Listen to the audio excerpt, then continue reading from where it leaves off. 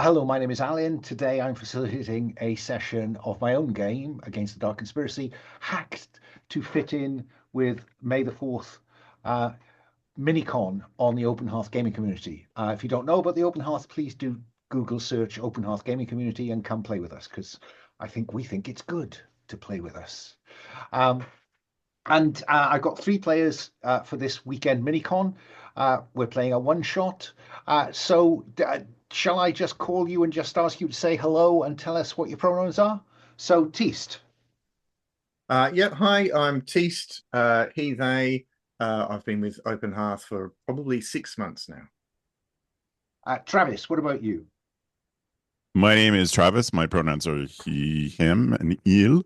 I am excited to be here. I haven't played with Open Hearth in a long time, so it's fun to be back. No and fun pressure, to be then. at May the 4th Con. Yes. And Jason. I'm Jason. I use he, him. I've been on the Open Hearth for a long time and the Gauntlet before that, and but I haven't played much lately. Glad to be here. No, I haven't run for a while, so I'm quite hyped to be back in the seat. So we are playing a version of Against the Dark Conspiracy. I've hacked it about a bit to try and make it appropriate to our Star Wars weekend. But if I just run through the kind of game this is, I kind of pitch this as Star Wars for adults. Against the Dark Conspiracy can be a fairly bleak game. I don't think we'll get quite that bleak, but in terms of timelines in the Star Trek continuity, in the Star Wars continuity, we are about 30 years after the Battle of Yavin. So the New Republic now rules, but not comfortably. We're at the time, I guess, just prior to the last trilogy. Because this is the time when the First Order has emerged. There is something of a Cold War. So we can imagine an environment where Coruscant is rather like, I don't know, maybe Berlin during the Cold War. That while the New Republic rules, then the First Order is rising in power and influence. Failing to get things done in the Senate, Leia Organa has founded what she's covertly describing as the Resistance, which again we will have seen in the last trilogy, to act outside Republic restrictions, to seek to undermine what she believes is a rising conspiracy to recreate the Empire. You, meanwhile, have scratched a living over recent years doing dangerous and possibly dubious things for for the Republic, for independent contractors, for your own personal profit. Who knows? But for one reason or another, you've been drawn to Leia's organization. You don't have many people left in the world that you are particularly close to. That's why this team is important to you. This is why you trust one another. Even though relationships may not always be smooth, you know that when the chips are down, generally speaking, you can rely on one another. I guess if we were pitching this as a tone, it's closer to the darker ends of Andor than any of the other iterations. We're going to begin in media res with you on a mission for Leia. It is a game about merciless Sith and their unpleasant pawns of various stripes, and it is intended to be a relatively dark, shadowy environment that we're playing in. Quite how dark or even horrific that might get will depend on you, the players, and which way you lean. But based on that, we are going to be using a set of safety tools. I've put some starting lines and veils in, which you'll find on the Lines and Veils tab. Feel free to upgrade a line to a veil or add some more.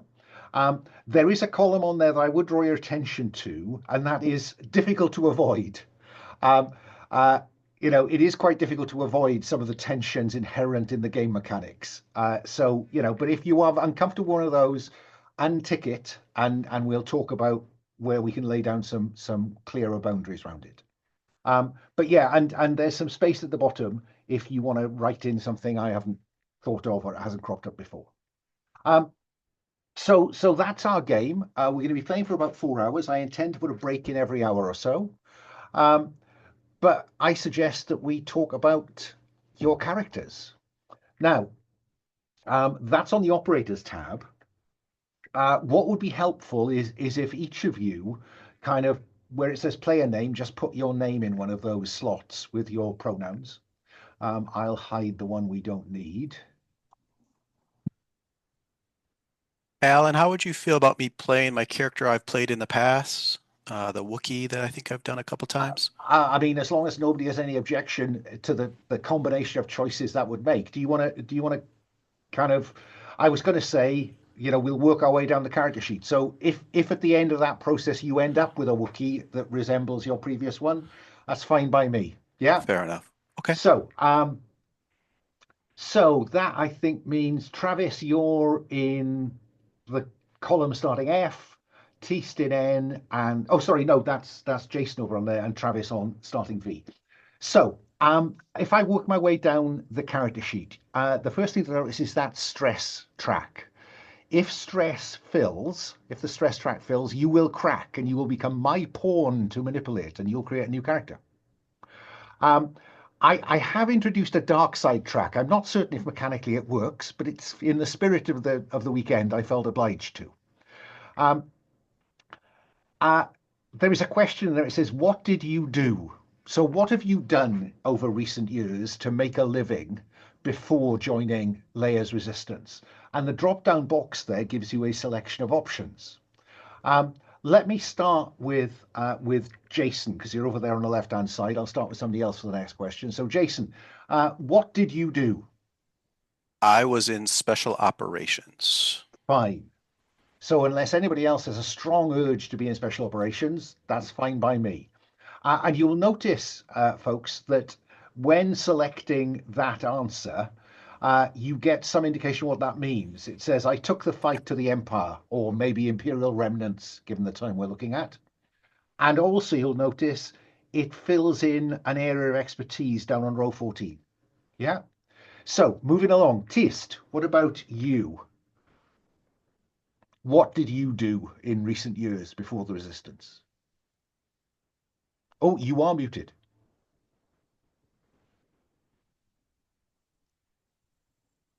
I was in security. You hunted down Imperial or Imperial remnant spies, maybe First Order spies, and that grants you authority. Yeah? And Travis, what about you? I was in comms. Listened in on the enemies of the New Republic and have expertise in comms, unsurprisingly. Okay, next question. Let me go back the other way. Start with Travis. Now, within comms, what was your specialism, which is the next row down? Any one of those appeal to you?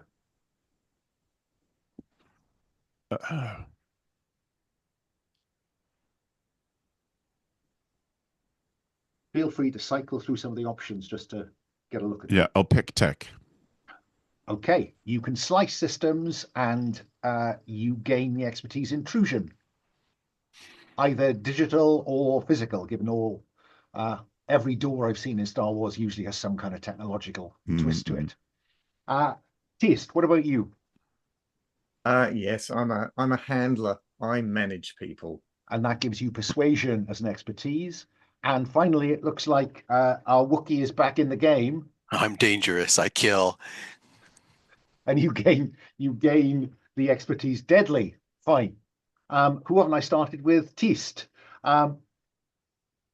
Now, down the bottom on row 16, it says choose a final expertise. You can have anything on that list, apart from anything that kind of relates to the Force, because the only way to get access to the Force is to have made one of those choices in those first two questions.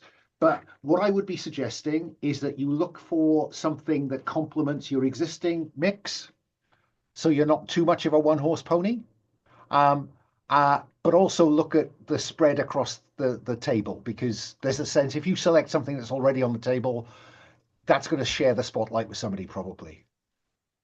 Mm, mm. I mean, And I if was you're tempted by. unclear what any of them mean, I mean, I will read the expertise headings as broadly as I can. But does anything Yes, appeal?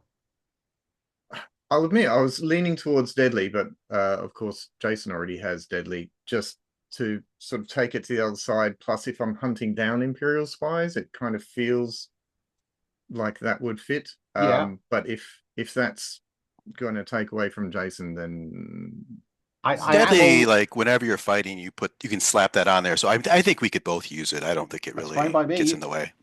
Yeah. If you want to be a badass, that's good. Okay, make I your think choice. it fits with what's going on there. You manage people and then kill them. Yes. Travis, what about you? Oh, you are muted. Thank you. I'm looking for a bit of balance. I am going to go with larceny. Yes. And again, I will read that as widely as I can. You may be the only person in the galaxy who can still pick a physical lock as well. And finally, Jason, what about our Wookiee? Final expertise? I will take research. Oh, the thinking man's Well played. Wookiee. Mm-hmm. Describe yourself as others see you. Now, you can either slot an image into row one if you want to, or you can describe yourself there. I won't ask you to do that now, but I will ask you to do that before we start play. Take you down to row 18. There is going to be a friend, mentor, lover, someone very close to you, one of the few people still close to you outside the team. And you want and need to keep them safe. They are also a valuable contact, and I'll explain about contacts in a bit. But I'm going to ask you who they are and what their relationship to you is. So is this a mentor? Is this a lover? Is this a friend? But they're also going to have, because I've been very taken by Andor, where everyone seems to have someone who's important to them, who's actually also very useful. And then, because part of the game is we could find them at risk. So let me go back to Jason. Your friend, mentor, and valuable contact. Who is this? Or It if you want to is. come to a name later, then tell me No, I what they got it. I'm are. just gonna copy and paste over from my previous character. For you other guys, I played this minicon a couple times with Alan, and I have this character I think I've used a couple times, so I've just kind of copy and pasted mostly. It is a Wookiee named Malabeka. She is a aged Wookiee scholar who we were slaves. We helped each other to escape from Imperial slavers back in the day. Okay, well, if you want to slot that in there. Tist, what about you? What or who is this? So this is Pet Aan, who is my little sister. Okay. Okay. So if you want to add little sister to the name, that would be helpful. And we'll work out why this little sister is. So she may, because I'm not particularly keen on putting children at risk. Oh, not that little. Not that little. Yeah, right. Younger. Yeah. Younger sister. yeah. I'll put it. Yeah. And Travis, what about you? What's the nature of your friend, lover, mentor, and valuable contact? This is a very old friend, mentor who took me in when I was a street urchin. Looked after me when I was an orphan, not a relative, just someone who saw something in me. Okay. So some kind of mentor, father figure rather than father. Or mother figure, right? But yeah, I'm going to go with mother figure. Okay. We'll come back to why they are not just special, but useful in a moment. Let's go back to Malabeka. Jason, why did you choose to confront the conspiracy? Let's see. Morality. Because there's a drop down. Yep. If you select morality, then there a question will fill. The question is filled. Whoops, sorry, that was my fault. There we go. What have you seen that demonstrated the inhumanity of the dark side? What or who would you sacrifice to stop them? I will come back to you in a moment for an answer to that. Let me go round to Travis. Why did you choose to confront the conspiracy? Why have you joined the resistance?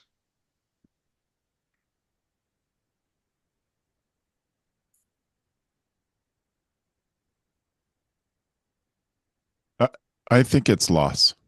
Okay. They So disappeared, they disappeared someone that mattered to me. Yeah. So who and what were the circumstances? And what would you do to do or give up to get them back? I'll come back to you for an answer to those questions in a moment. Teast, why did you choose to join this effort? You believe in the Faith. Force. Lovely. Faith, you believe in the Force and that the Sith threaten the balance. And I'm going to ask you, how have the Sith directly threatened your beliefs? What would it take for you to turn to the dark side? So that's the question I'm going to ask you in a moment. But let's go back round to where we started. Jason, I can't remember what your character is called. I remember Kit. Yeah. Kit. So I think Kit, so he was a slave with Malabeka, and in the process of being a slave, he witnessed the Sith using slaves in unholy rituals. And if under duress he had to choose between saving people or completing the mission, he would probably choose saving people. Okay, fine. Quite understandable. What about you, Travis? What about you? Who disappeared? Oh, best childhood friend ruthlessly run over by Sith associated gang? What would you do or give up to get them back?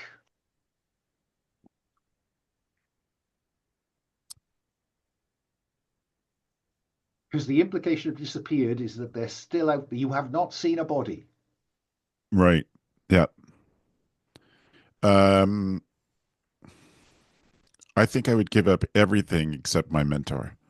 Oh, right. Yeah, right. Everything but your mentor would be a good thing to put in that box as an aid memoir. Thank you. Teast, what about you? How have the Sith directly threatened your beliefs? And what would it take for you to turn to the dark side? So I'm going to propose some stuff, and you can tell me if this is not quite what you intended.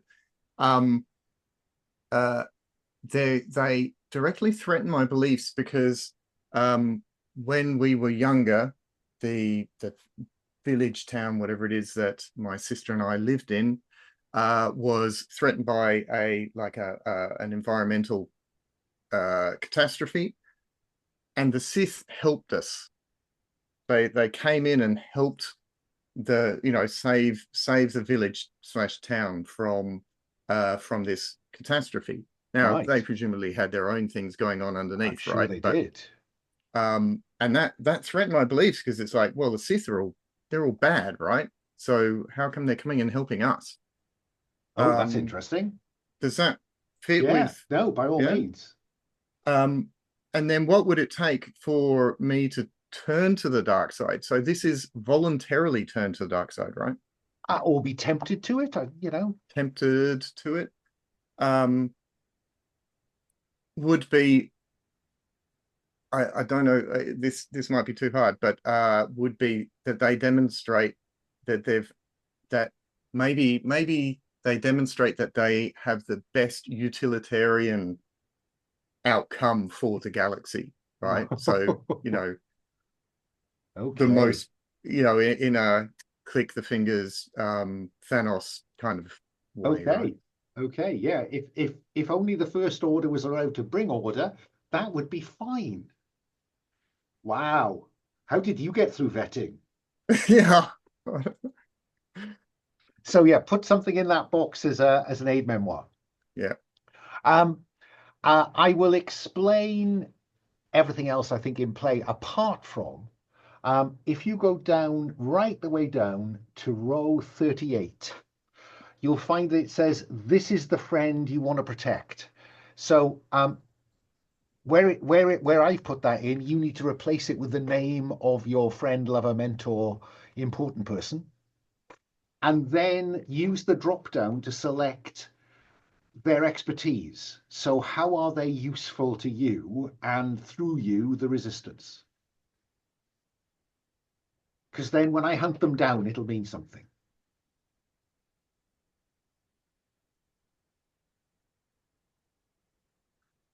I think, Jason, you mentioned scholar, didn't you? Yeah.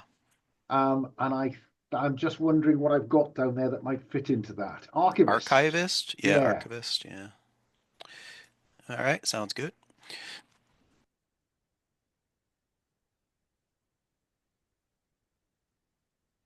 What does Pecked Arm, your younger sister, do that's useful? Ah, yeah. You've got archivist. I might. I'm torn between info broker and smuggler, which are very different. Let's go for smuggler. You've got to have a smuggler, right? So Of course you do. Travis, what about your mother figure that we haven't quite named yet? Just did, Alana. Ilana Killian. Fine. So geriatric mother figure. Yeah, right. So what's her expertise? Yeah, I wonder. I just thinking about that she is super frail. Expertise.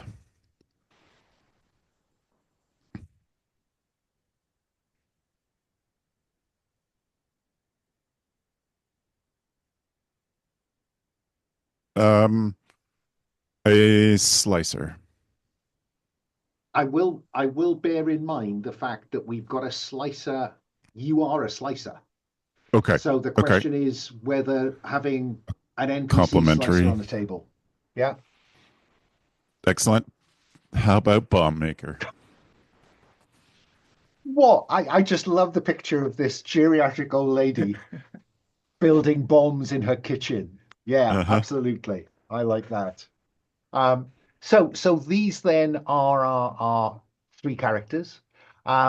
We've got Kitporin, Kit, the Wookie former special ops, who's dangerous, but you know, is the thinking man's Wookie in terms of research. We've got Kooth Aan, elder brother of Pecked Aan, was in security, and I'm guessing in security, maybe you ran counterintelligence, you ran spies, maybe. I don't know. But you also can handle yourself in a tight corner. And then we've got our third character who's in comms, a tech, who's not necessarily bound by the rules of law and justice, given the larceny expertise. And we'll have a name for them, I think, almost immediately.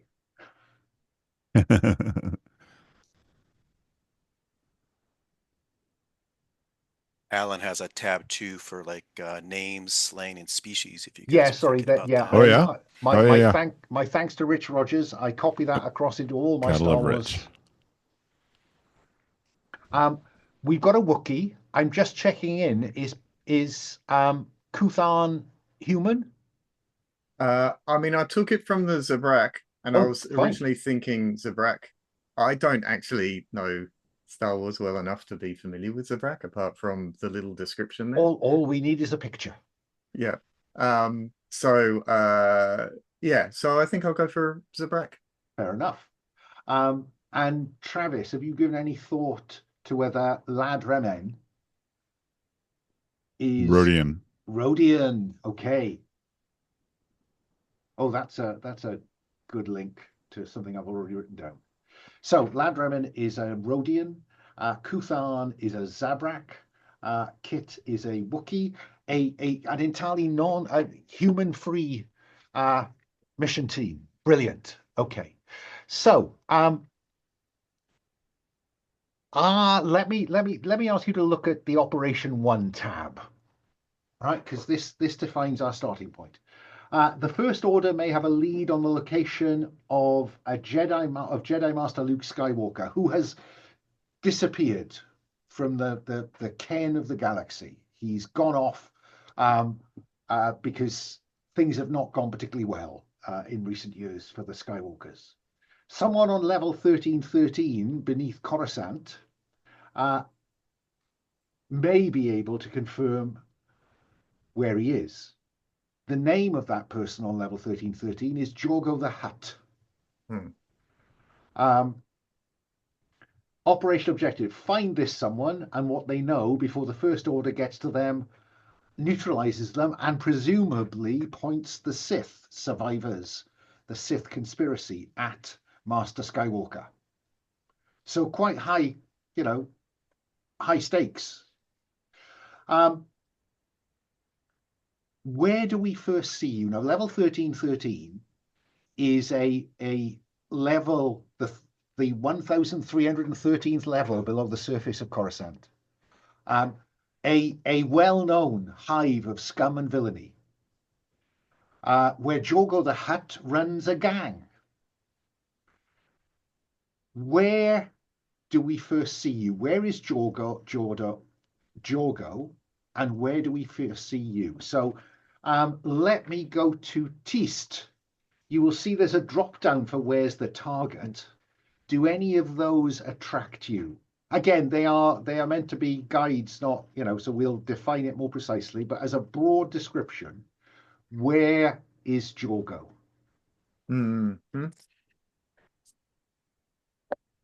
Oh, I think at an event. At an event, fine. Yeah, that's fine. Travis, if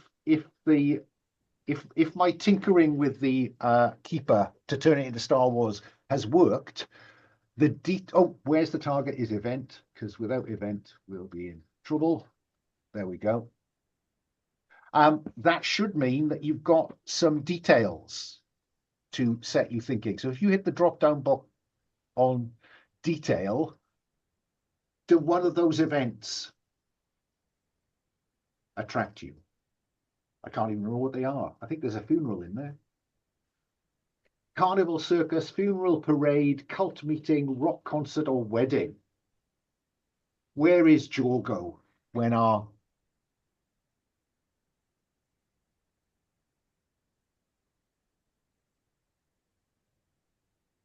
Sorry, Alan, are you asking someone? Oh, sorry, I was you. Yes. Me. Excellent. Okay.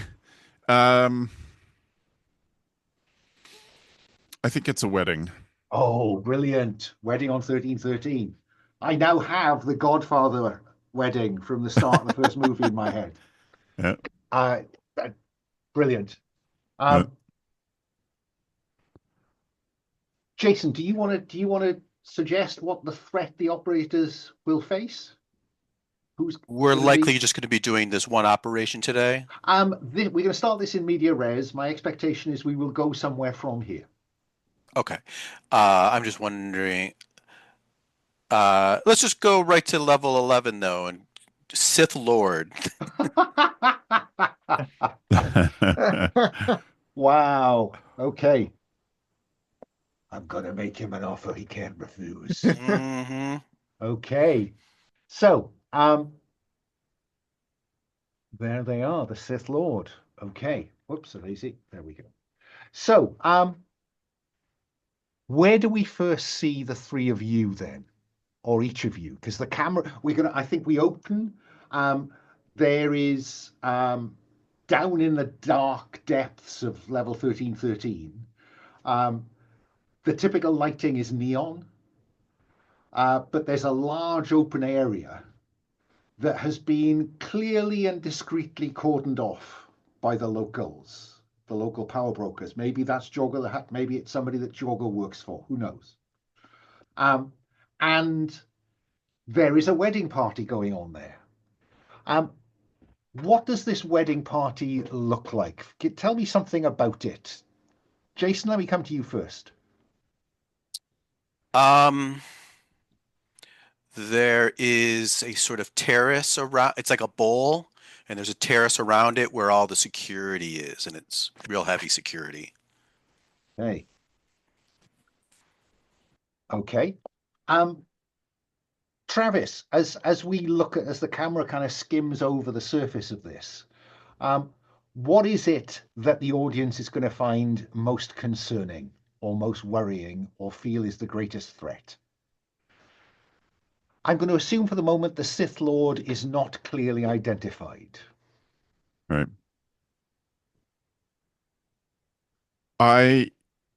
The first clues that the audience see is a cantina band playing the music that we can hear in our heads, but they're obviously out of tune and seem super nervous, like making lots of mistakes. And the only one keeping this going is someone on percussion is just solid, but everybody else is totally just, yep, super nervous, looking at each other, and you can hear them making mistakes. I love that. And Teast, what we've understood that there is security around this kind of looking down on the ball. Maybe they're up at the first floor just looking down. Because there's no outside, everything is undercover here. But it's, you know, it's skyscraper height. What does that security look like? What do we see? You know, are these in any way uniformed? Are they discreet? Are they heavily armed, or is it discreet? You know, what threat do they present as we look at them? I think that they're just, you know, gang members, right? So they're not uniformed. They're definitely not discreet. If anything, they're kind of being a bit cocky because, you know, their boss is having this big celebration. So, you know, hey, look, I'm part of this as well. So they're being very obvious about who and what they are. So I want to now try to work out where we see you all. Yeah. So I think, should I start with? I mean, we've got someone who's good at digital and physical intrusion here. We've got someone with the good cop and the bad cop going. Authority is intimidation and persuasion is charm. And we've got a killer. So I'm just wondering, where does the camera find each of you in turn as it roves around the wedding? And I think, yeah, those security guys do look uncomfortable because it's clearly that they've hired the best suit they can afford, and it's a little tight here and there. They have been, you know, required to dress up. And that means that they're having to dress up in clothes that may not be species specific. And so generally speaking, they look uncomfortable. But yeah, let me start with our intrusion larcenist. So Lad Reman, our Rodian, where do we first see her?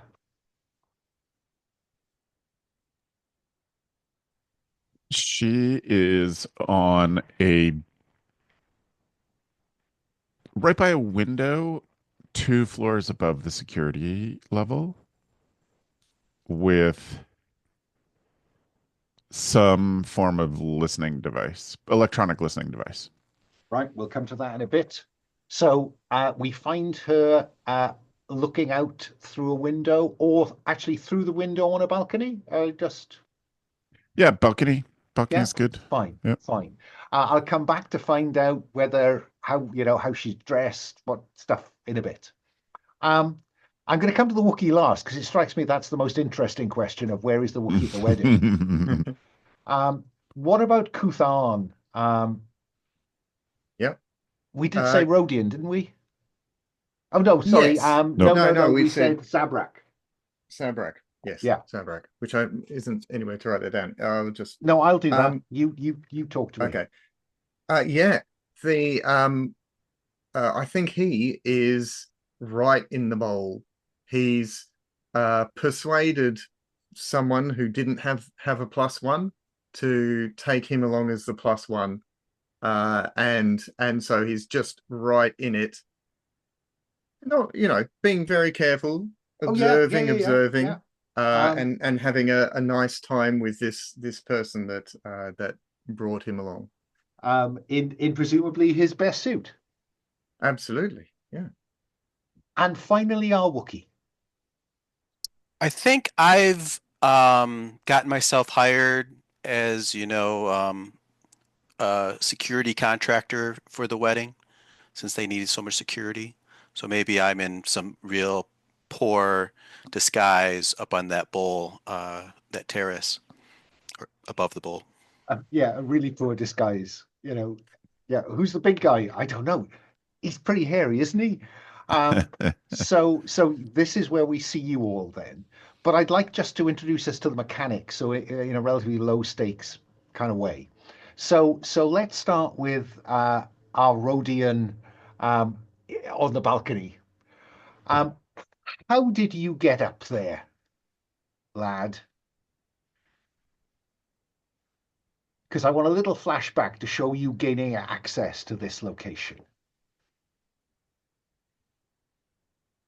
This is a super quick montage of her scurrying along a back alley, putting some explosive tape on a grungy door that she has to dig out garbage to get to. Just pops the lock off with that. And then we see her in an old storeroom that looks like it's been abandoned, had this outside door that everybody thought was welded shut. And she's on her knees with a lock. This one's a physical lock. And she looks happy that she actually has a set of lock picks with her because she never gets to use them. And so she's grinning to herself as she pops that, and Fine. then you see her sneaking up a couple of levels. Okay, well let's engage with the mechanic around that lock picking, shall Yeah. we? So we use a dice pool for this, so we're all using the same set of dice. Hopefully the dice roller is accessible from that link. Now, if you see there's a white dice in the middle of that array, you always get to roll that, right? There's an orange dice labeled expertise. You get that if you have an expertise that is appropriate to the action. In this case, for Lad, this is an intrusion exercise, so you're rolling the white dice and the orange dice. The bonus dice may be available when I say it is, or when deadly people kill things. But there is always a third dice on the table, if you want it, the stress dice. Right? You do not need to think that your character is stressed in order to use the stress dice. The stress dice result will tell you if you are stressed. So let's have you pick this lock. You've got the white one and the orange one. You can have the green one if you like. The way this dice roller works, if you're unfamiliar, is if you click on those dice, a little kind of surround, a little red surround will appear, and there's a big green button at the top. It says reroll selected. So which ones we going with? And just so I'm getting the rules, what am I rolling for? You're looking what's the high or low or? Yeah, you're looking for the single highest number in that dice pool. So the more dice you roll, the more chance you've got of getting a 6. Okay. Oh wow! So I got a 6. Yeah. That one. Does that show up for everybody? Yeah. A 5 and a 6. Yeah, that's they've just scattered about the screen for me. Gosh. Okay, let me just put that one. Let me just whoops a daisy.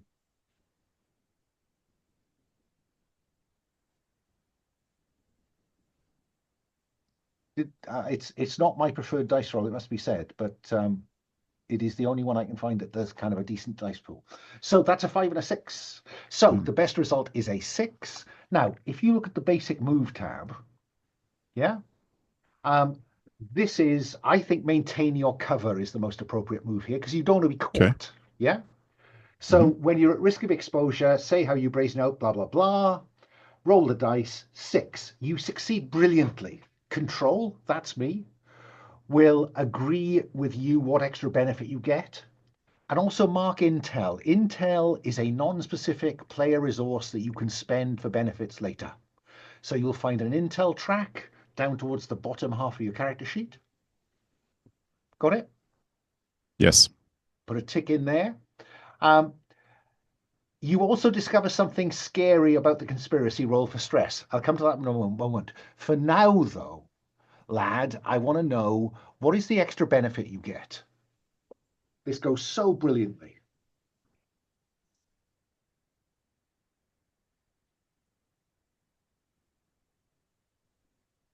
How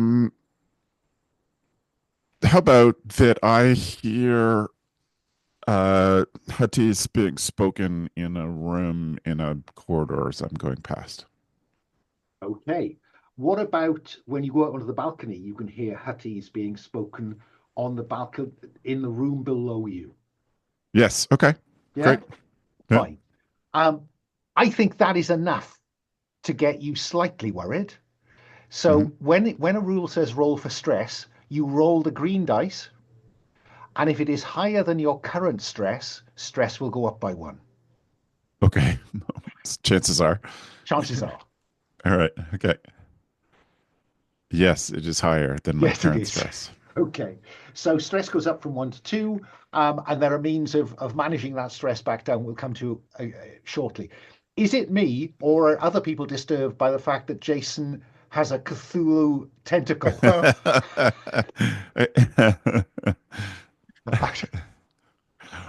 Okay. It's only a Tist, cat. you got in here by persuading someone that you could be their +1. Now, it seems to me that's unlikely to have happened in the moment. So where did you pick this person up? And who are they? So I think it was at the beauty parlor where the bridal party was going to get prepared. Okay. Which we knew where that was going to happen. No one's hiding that information. And so he's having his hair done or something. I don't know. Fine. And his plan is to try and at some point he has a target who is a woman who doesn't have a +1. Yeah. And he's hoping to accidentally run into her somewhere out of earshot of the rest, and then persuade her. Well, let's because again, I think this is about you trying to persuade this person without giving away your real motive. So I think this is again maintaining your cover. You get the white dice because you always do. You get the orange dice because you have persuasion in your armory, and you can always roll the third dice. Who wouldn't want to have 3 dice when you can have 3 dice to roll? Fine, I'll do 3 dice. Well, I just say, frankly, 1 stress is just not enough. Exactly. Right. Reroll selected. Wow. Oh, there. Oh no. Okay. Well, so there you go. So if you include the stress dice, if it is equal to or higher than anything else you roll, stress automatically goes up by 1.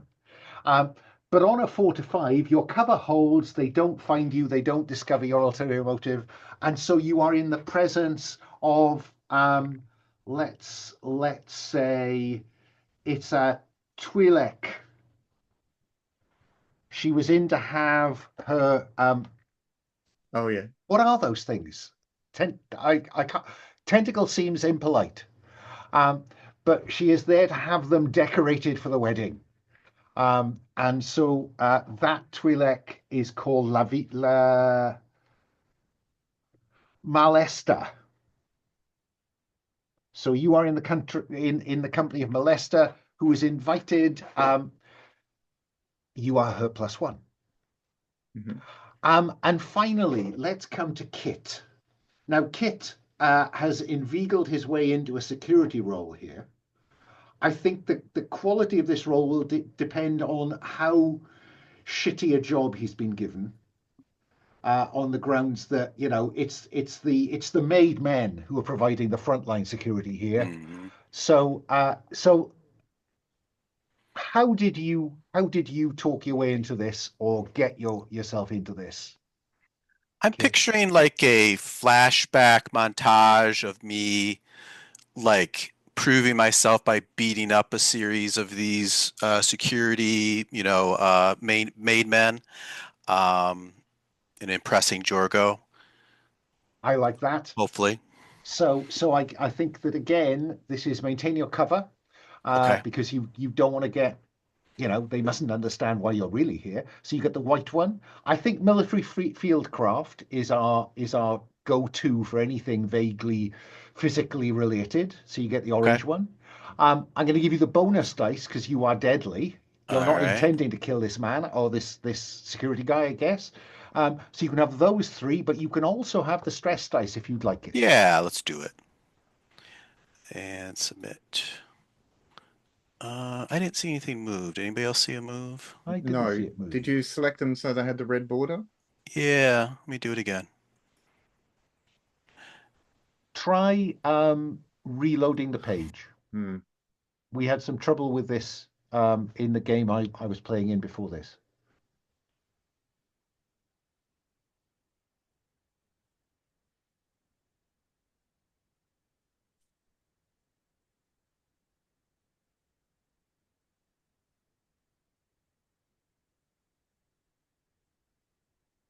Just refresh the page. Because at the moment it's showing the last die roll was 1756, which is 1746, sorry, which is too long ago. And you are still on mute, Jason. Yeah. I closed it and reopened it. Let me do it again. Dice room. Roll for your party. Clicking on stress. Clicking on expertise.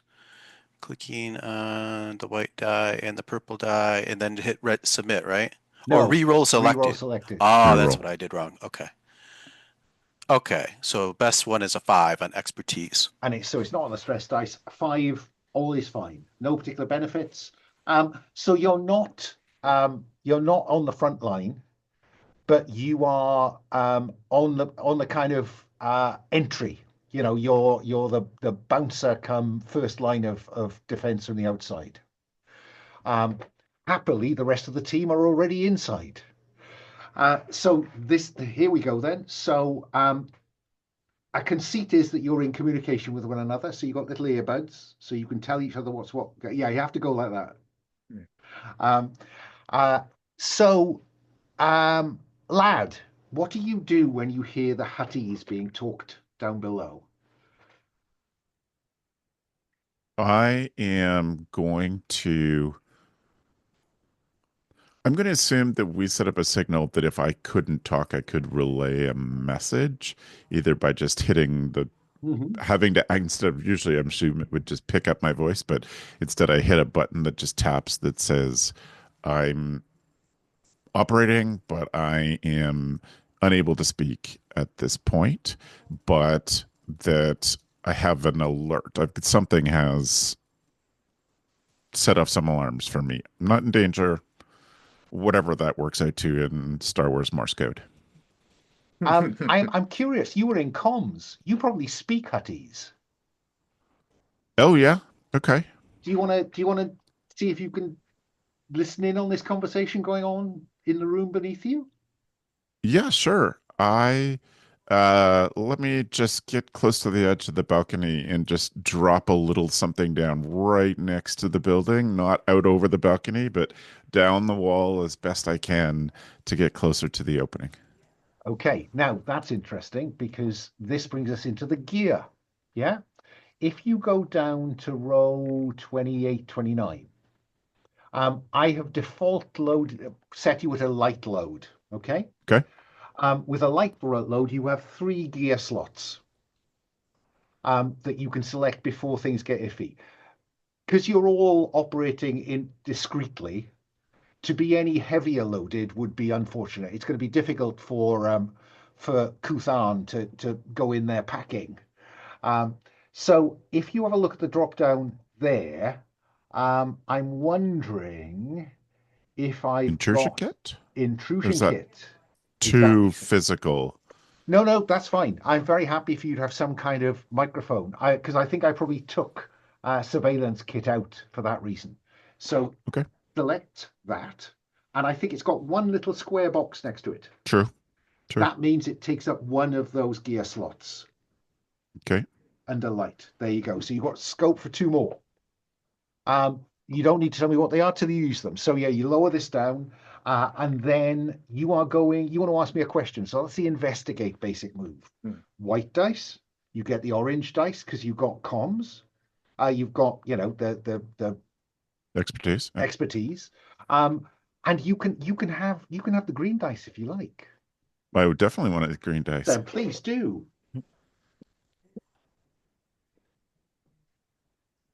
Oh, look at that. 6. That's brilliant. Well done. Unfortunately, on the stress dice. So stress automatically goes up by 1. But that goes perfectly.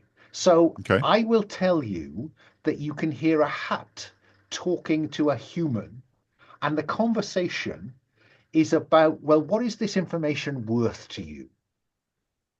Says the Hutt. What extra benefit do you want to get out of this? I don't. I think the extra benefit. I want the human to use the name Jorgo, so we're confirmed with the right Hutt. Fine. At this point. And so indeed it does. It says Jorgo. This is less about what this information is worth to me. It is much more about what your life is worth to you. And that's the reason that stress went up, I think, because there is a certainty and a complete confidence that this Hutt, the life of this Hutt, is in the palm of this person's hand. Right. Excellent. Now using the tapping, or maybe even relaying that through to the other two characters. Open up the channel. Okay.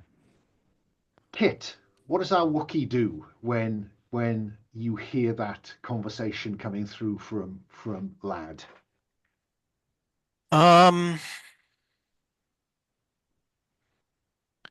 I think that I'm going to try to work my way down to the main floor inconspicuously. Well, you're on the ground floor. Am I? Oh, okay. I thought I was up on the bowl around it. Yeah, no, you didn't quite. I didn't land that part, which is actually probably for the best then, I guess. But that scene happened. That's like nearby. That's not like visible. That's up there. Right. So you're down here on the ground floor. We've got a balcony going round this space where the security is located. Right. On the floor above that is where this conversation has gone on, and on the floor above that is where Lad Reman is listening in. I think I'm walking about inconspicuously planting some small explosives that maybe we could use later. I'm wondering if I might need to have a contact to do that, since that's not necessarily my thing. No, I think that if you look down to the on the gear, I think there's a variety of grenades, stun grenades, glop grenades, frag grenades, and EMP grenades. Okay. And they all have one little box on, so you can certainly have those secreted about your person. Let's probably go with stun, because I'm not looking to kill innocents necessarily, although I don't know how innocent any of these people are, but I'll do stun grenades then. So I'm planting a bunch of stun grenades. Well, I mean, you would choose saving people over completing the mission, remember? Right. So where are you heading now that we know what's in your pockets? I think maybe all the entrances into the bowl area. I'm picturing like steps coming down from above, and then also like tunnels that kind of go out to the street. Okay. So, all those sort of strategic spots. What is your objective? To stop people getting out or to stop people getting in? I think it's to be able to remote control, trigger them so then that we can, reduce, if we get attacked, or if, the Sith or whoever comes through, we can use like that. cause mayhem, right? Exactly. Fine. Or, And yeah, reduce numbers of the enemy. And Teast, what does Kooth Aan do?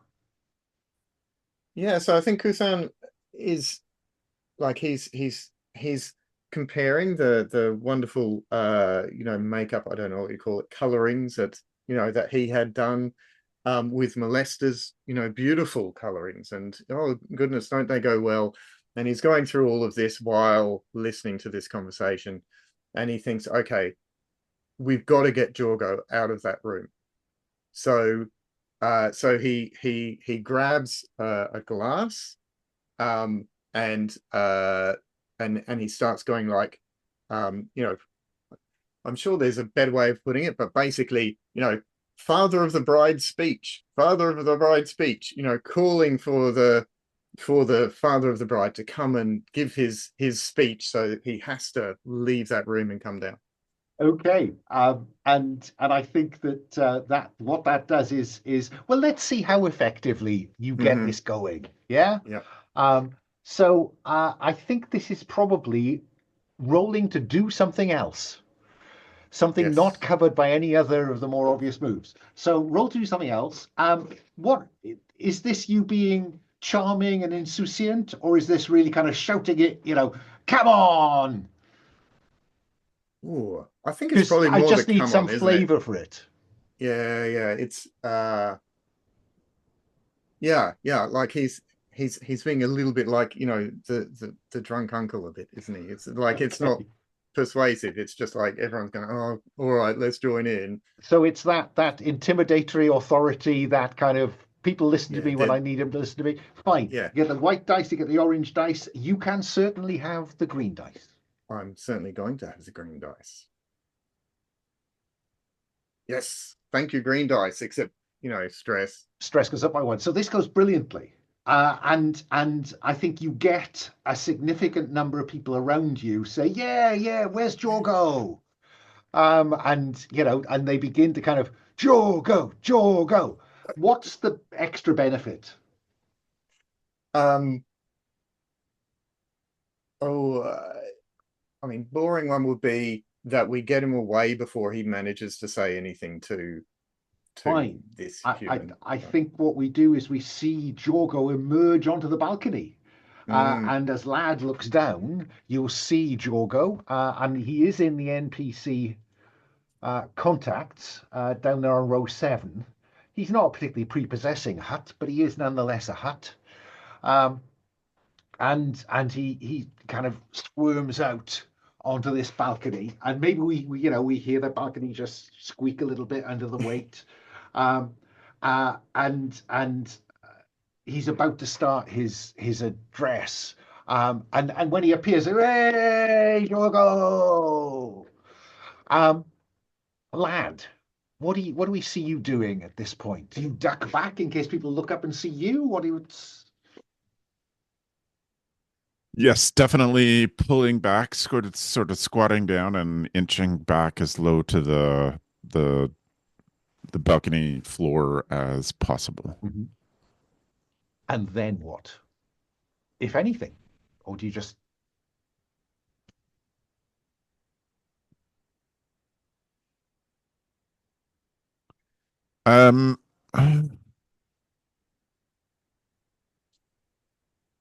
I'm really curious about who called out the name of Jorgo with that implied threat, but I can't see a way with everybody looking at Jorgo to figure that out safely. I think she's kind of stuck.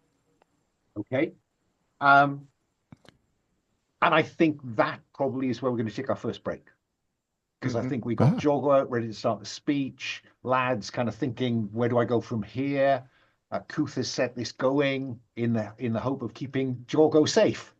And our Wookie kit is on the prowl. So look, it is 2 minutes past.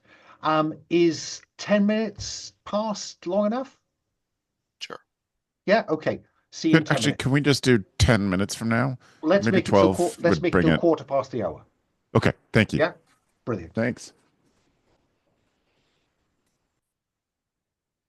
Okay, back from our first commercial break, and we open with Jorgo the Hutt on the balcony overlooking the wedding festivities.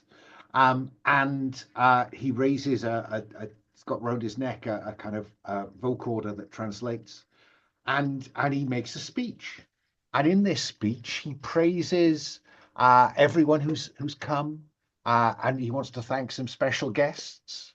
And he gestures across this bowl, this celebration, to a balcony on the far side, where another Hutt appears.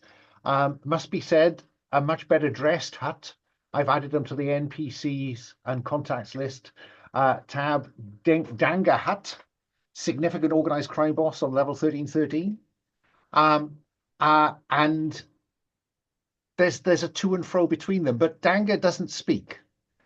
Someone speaks for him. This woman, I've added her next to him, speaks for him, thanking Jorgo for the invitation, and Jorgo then thanks Danga for the honor of allowing their two clans to be joined in marriage. And on the floor of this bowl, two young Hutts emerge. Now, I don't know anything about the life cycle of Hutts, but I kind of imagine that these are young enough to be carried by attendants. So a group of attendants appear, just four of them, bearing these two Hutts on palanquins, and this appears to be the bride and groom. Okay. Lad, have you had any thoughts about what you might want to do? Because you're right, it's going to be tricky to get down there and look in the window. Yes. I feel like I am kind of trapped here until attention turns away from this balcony. I mean, there is a door out of this room back into the building. Yes. No, I'm gonna stay here for the moment. Okay. Kooth, you successfully got the festivities started. Congratulations. What do we see you doing now? Because it must be said that your date was slightly taken aback by your sudden kind of transformation from the kind of charming young man of mystery and wonder to this kind of, come on guys, time to shout. So what do we see Kooth doing? I think Kooth's assessment of the situation is that, the target is up there. The target is in danger from someone who is up there. We need to get ourselves there. So he's just going to turn to Molesta and say, "Oh, I'm really sorry. Do you know where the restrooms are?" And is then going to make a beeline. How would I know? Ask one of the servants. And drifts off. Ask a servant. Okay. Yeah. That's fine, Travis. That's fine. Kit, you've been wandering around just, discreetly dropping small explosive devices into rubbish bins and behind chairs in various locations. What do we see you doing during now the wedding ceremonies seem to have begun? Could I be making contact with Malabeka and sort of like sending the imagery of that lady and see if Malabeka knows who that is? Oh yeah. I'm very happy for that. Where do we find Malabeka?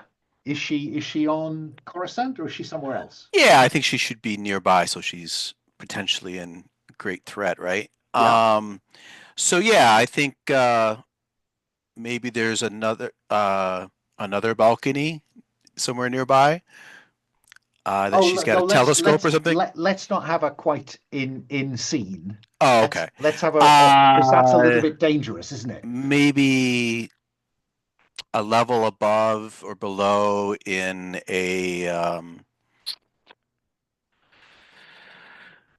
I want to say I don't know a lot about Star Wars either, so I don't know if this is viable in Coruscant, but an um like an archaeological dig of either a Sith or a Jedi temple of some sort. It seems a bit involved. Can we not just have her in a room somewhere? Okay, she's And in a just room put somewhere. Perfect. Love it. and what I'm going to do is I'm going to declare for you, I think, the equipment you need to do that. So I'm going to put down as binocs. Okay.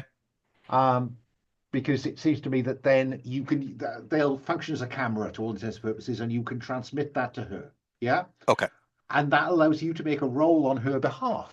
To Okay. call on a contact only costs you 1 stress, so it's cheap at half the price. Sure.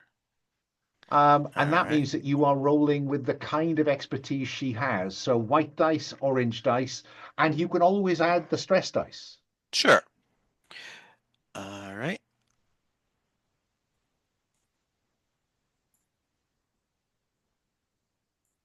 I got a 6 on the stress.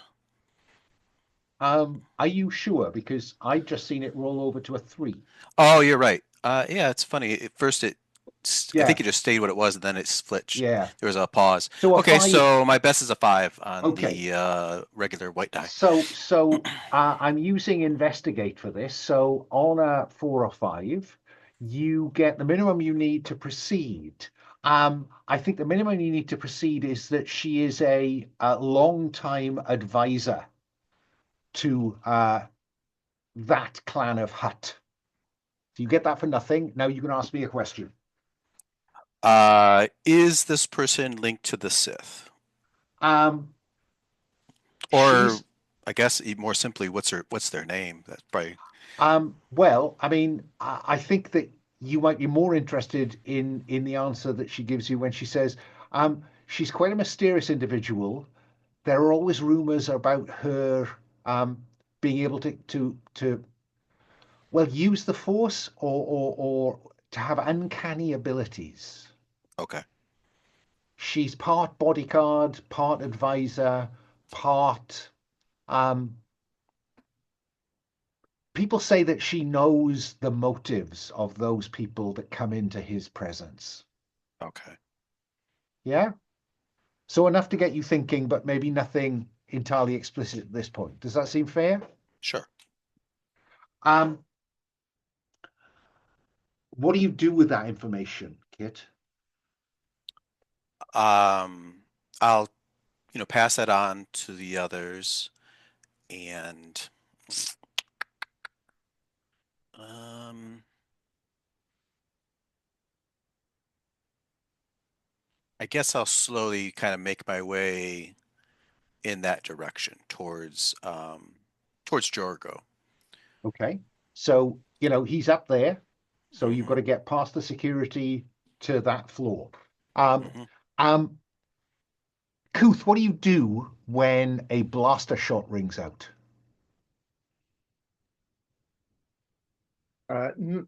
It just rings out, so Yeah, there's no kind of clear idea of where it's going boo, or where it's come boo. from or Well, anything like that. let's see if you can work it out, shall we? Okay. That Yep, sounds like investigate. You want to ask me a question. I do. So what have you got which expertise might you like to apply here? Oh, good question. I don't think you have any. No, So it's just the no, white dice, unless you want to throw the green one in. I'm totally going to throw the green one in. You mean I didn't have to restrict your expertise just to get the green dice thrown? Oh, well, that's fine. Right. Oh, oh no, that's terrible, terrible, That's as bad terrible, as it terrible. gets. That's a 3. Yeah. So on a 1 to 3, I mark heat. I've been marking heat for when you've been going to different places in the location. So heat is now at 3. Um, your stress goes up by 1. It's getting a little bit whoa, um, and you get the minimum you need to proceed. And I think the minimum you need to proceed is a scatter of masonry from above. Dun dun dun. Danga the Hutt. Hmm. Yeah. So Lad. as in someone knocked some masonry off as they were taking the Yeah, shot. exactly. Well, Yeah. no, somebody shot at Danga the Hutt Oh, and I missed. see. Oh, right. Some Oh. masonry explodes from the balcony just above his head. Lad, you're across the way from that. You know, Yep. So it's discreetly above me. observing.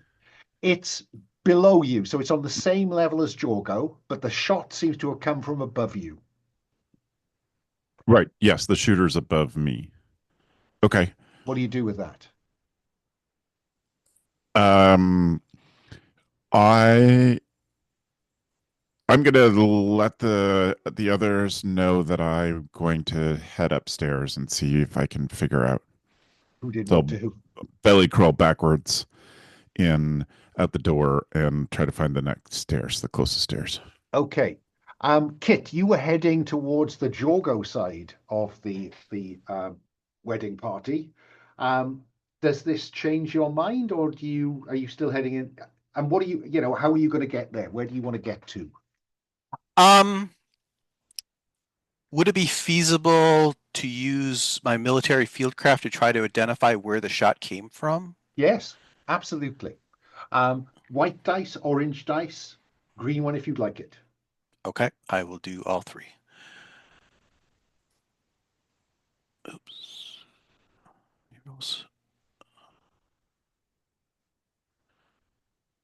4 on the stress. Stress goes up by 1, but Alright. for nothing, I will confirm that it came from the roof of the building above Jorgo. And you can ask me another question.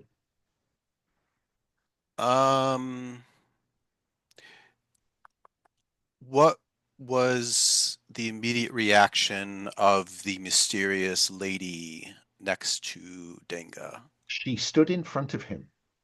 Okay. Yeah. Okay. Kooth, it came from you know who the target was. Lad is pretty convinced that the shot came from up there, confirmed by Kit.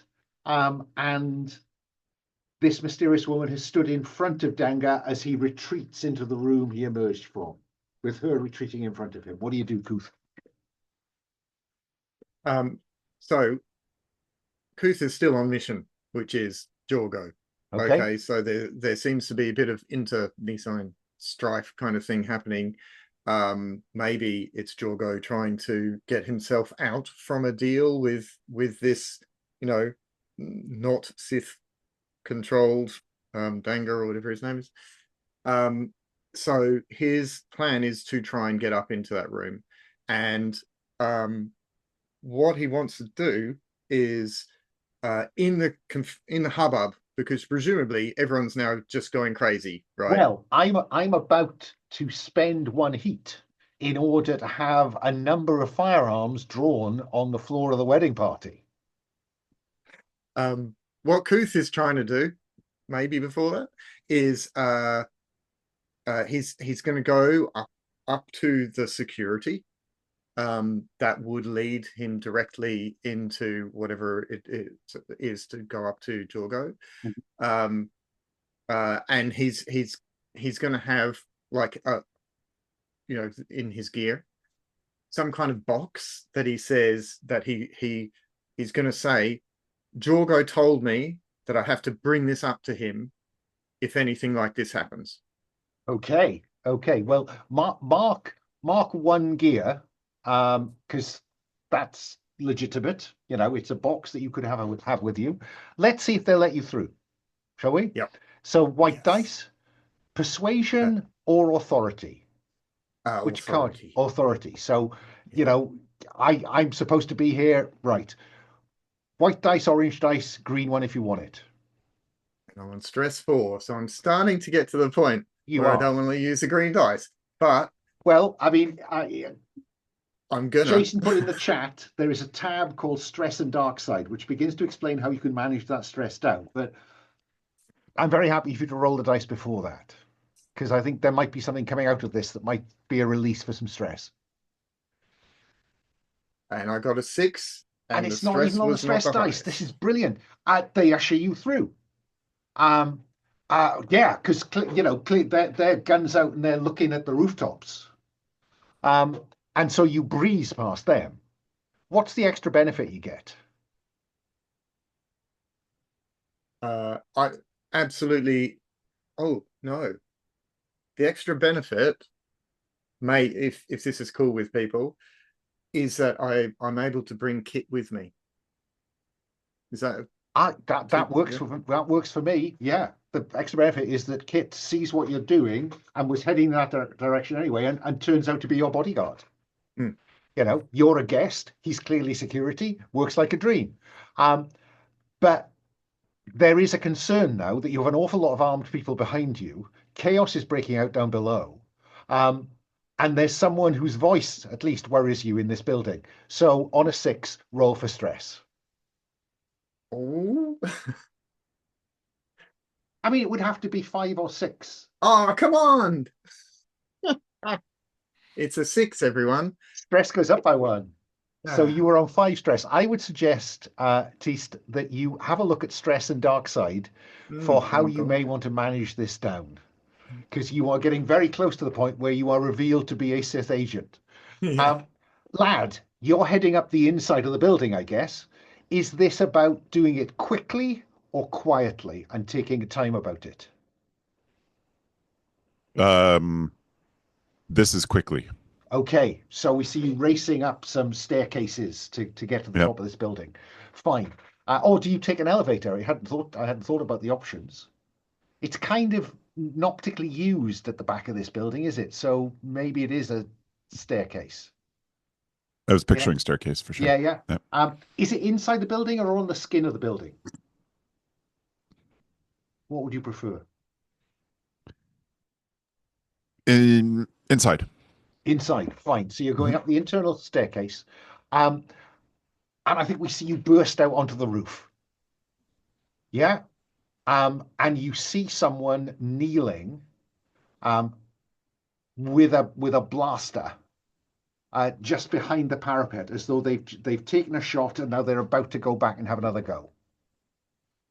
What do you do?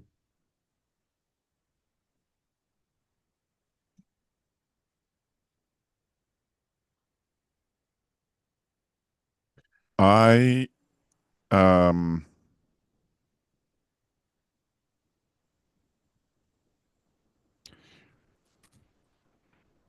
don't feel very confrontational. So can I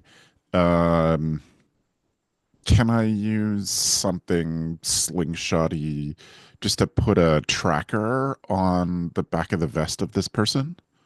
That's an interesting ploy, isn't it? It's the kind of thing a tech would try to do. I'm very happy for you to try that. Okay. Let's have you. You want to do this secretly, don't you? You don't want it to be noticed. Yes. So I think this is maintain your cover. Okay. You don't. You have larceny, which I think is sneaky incarnate. So you can have white and orange, green if you want it.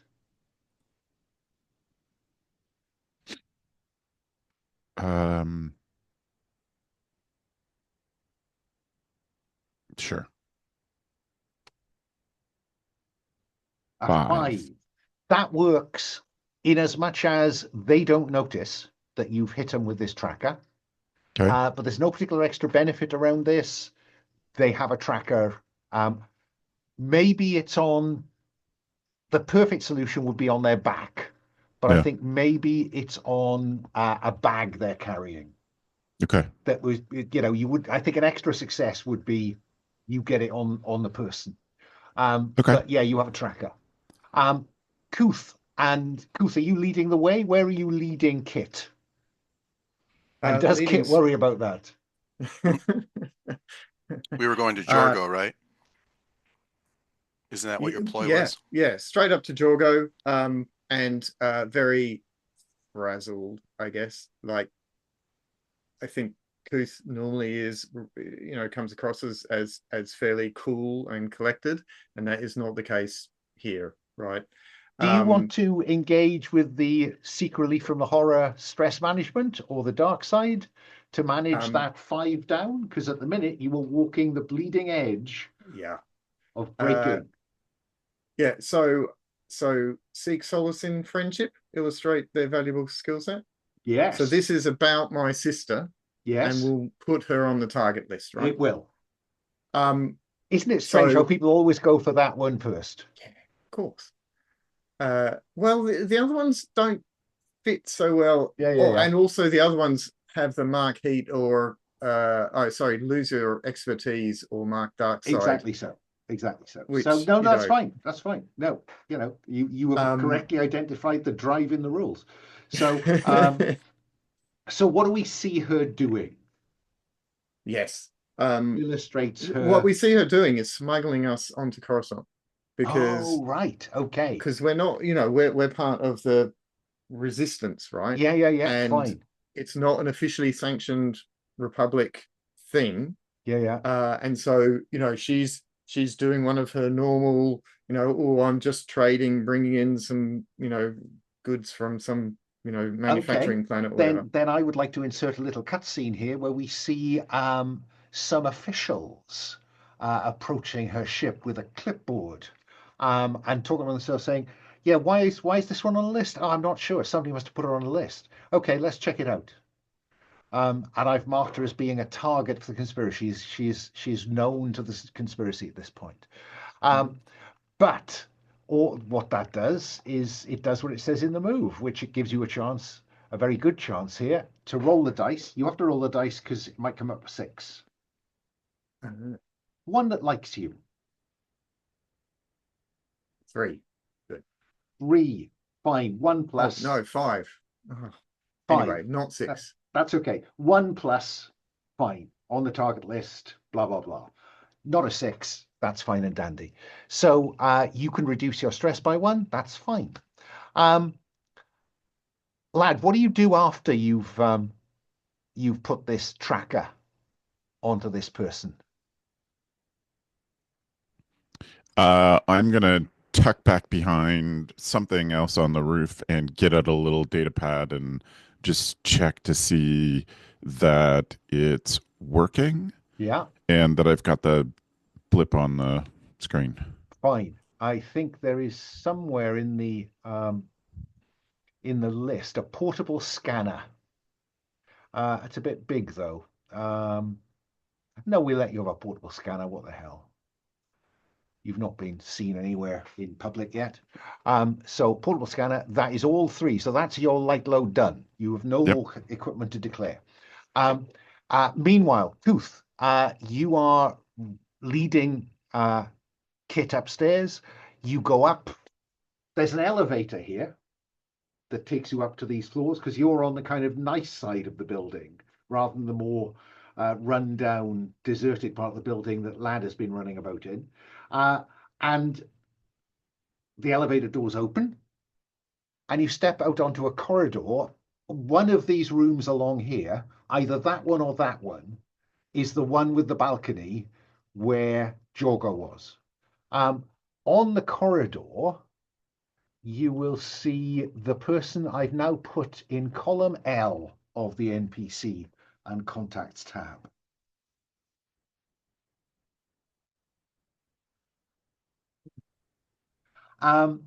And he is nonchalantly walking towards the elevator that you've just stepped out of. What do you do, Kit? I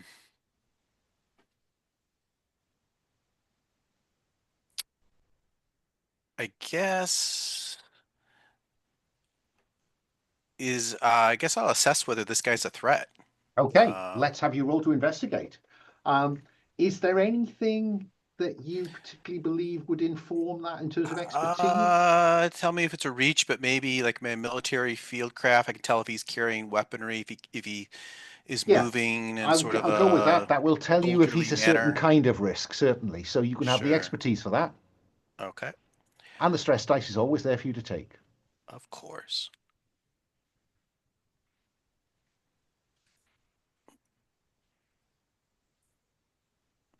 Five on the stress. Okay, stress goes up by 1. What you need to proceed is this person does not appear to be armed. But I will tell you, I'll give you an answer to a question that I think you want to know, which is that he is, though there's a level of confidence about him that suggests that he doesn't think he's at risk. Okay. Yeah. And whether that is threatening or not, I don't know. That's for me to know and you to find out. And I get a question, right? Yeah. Can I tell which door we need to go to get to Jorgo? Yes, that Any one. clue? He's the one he's walking away from, Okay. rather than that one over there. Yeah. Mhm. And you step out of the elevator. He nods and steps into the elevator, unless, Kooth, you do anything to stop him. Elevator door closes. What do you do, Kooth? Or maybe I should go back to our Wookiee, as they know for certain which. That was probably maybe a good decision. I don't know. I wonder who's in the room still. So what do you do, Kit? I guess there's a quick moment where I maybe aggressively ask Kooth, what are you up to? Maybe with some expletives. And I am curious what he has to say, but also maybe I'm being a little rough with him, maybe behaving badly. Yeah. Now I'm going to require you to have Teast's permission for this one, because Teast is currently quite high up the stress ladder, Sure. and there is yeah, a and if- possibility that they would gain that he would okay. gain some stress there, right? Okay. So I don't. Okay, I don't let me wanna- do this instead then. Okay. There's a passing, you know, person Waiter. working waiter, yes, and I'll grab some drinks and slam a couple of drinks because I'm getting stressed out too, and then I will also not in an aggressive way, but ask Kooth, what's the plan? So indulge a vice. Indulge a vice, yes. Reduce stress by 1, because you get that for nothing, and then roll the d6 that likes you.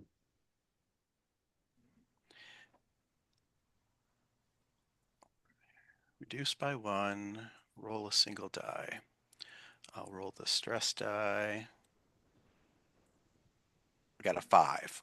A 5. 4 plus mark heat. And I think that probably we will see that waiter when they get downstairs saying, "Who's the big Wookiee up on the guest floor?" But So I did that's- ask you what the plan is, Kooth. So maybe Yes, you did. So we what can is have the a plan, short Kooth? conversation here. We all want to know at this point. The audience is Yeah. on the edge of their seats. We're going to go in there and we're going to confront Jorgo. I don't think there's anyone else in there now. I assume that person that just passed us was the person who was conversing with him before. At least we've kept Jorgo's information, as far as we can tell, from reaching them. All right. Yeah. So burst in, knock politely. What's the plan, Kooth? You're at the sharp end for this, because no matter how a Wookiee enters the room, people make assumptions. Yeah, let's knock politely, but then immediately open the door. So it's not a waiting to be let in. It's just a knock knock, coming in. Now we're going to have a chat. There's a guy on the NPC who turns towards you in a First Order uniform, and he says, "Yes, what can I do for you?" I think immediately Kooth is going to engage him just in conversation to keep his and there is focus. Jorgo coming back in, because there's firing outside there, and maybe turning towards the door that as you open it. So I'm going to continue with the same story. But this is more of a distraction than anything else, right? Authoritatively, if you think it's worth a roll, saying, Jorgo, Jorgo asked me before to bring this up if things kicked off during the wedding. What's our Wookiee doing as you duck under the door and come in behind Kooth? I'm going to move over to. There's a balcony here, right? Like looks out over the bowl. Yeah. And the ceremony and whatnot. So I'm going to move between you and it is a Hutt and a First Order consular official. Right. I'm going to walk by the First Order guy and go over to Jorgo and act like I'm protecting him, which I guess I kind of am. Oh, right. Okay. Right. I don't think he's going to interfere with the Wookiee looking at the picture. Kooth, so you're talking to the consular official. Kit has gone to kind of around the side to the Hutt. What do you mean? And he looks to Jorgo as if to say, is this man with you? And then, so Kooth will then say, Jorgo, you don't need to worry about this man anymore. I suggest that you leave. And then he turns to Deimos and says, I suggest that you leave. Threaten? Yeah. Let's see if he's prepared to take to that. I think this is rolling to do something else. White and orange for authority, green if you'd like it. I can't do it. I'm excited about the Wookiee just taking him out. So if I fail, it's not a problem. Oh well, but let me. But you say that. Yeah, I can do that. I mean, if you say, I suggest you leave, and then I grab him and throw him out the door or something, or out of the balcony. Or the So no, you rolled a 5. Stress goes up by 1. But he says, Jorgo, we will need to discuss this again. And he leaves. Unless the Wookiee intervenes for a more permanent leaving. No, that's okay. And Jorgo, what do you mean? What do you want? What do you I don't know you. Who are you? Why that man is very important. Sorry, I just have a very quick mechanical question. I didn't roll my stress dice. So my stress doesn't I'm sorry. go up by 1, does right. it? Okay. Yeah, I just wasn't sure if that was part of the move. No, that was me thinking I saw it move. Yeah, that's okay. No, that's cool. Good. What a relief. So yeah, what is going on here? Cut to Lad on the roof. Our shooter has given up on a second shot, by the look of it, and kind of hunch crawls away from that balustrade to around the corner where you can see a speeder bike is secreted. What, if anything, do you do, Lad? Can you describe the shooter who I'm seeing? Yes. I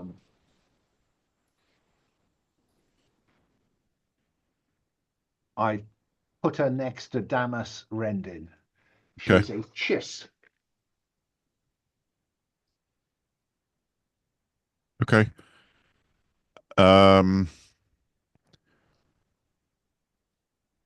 She's dismantling that sniper rifle and putting it in the pannier of the speeder bike. Yep.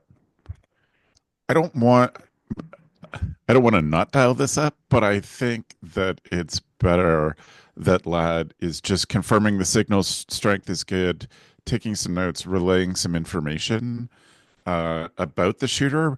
I also kind of think that her purposes do not necessarily go against ours. So I'm willing to let her go. We know where she's going to, we hopefully know where she's going to end up if the bag stays. And I guess that's my last thing in that scene is just to confirm that the bag is with her, on her, in the saddlebags, whichever you think. Yeah. Kooth, Kit. Jorgo is clearly confused in the sense that he doesn't know either of you.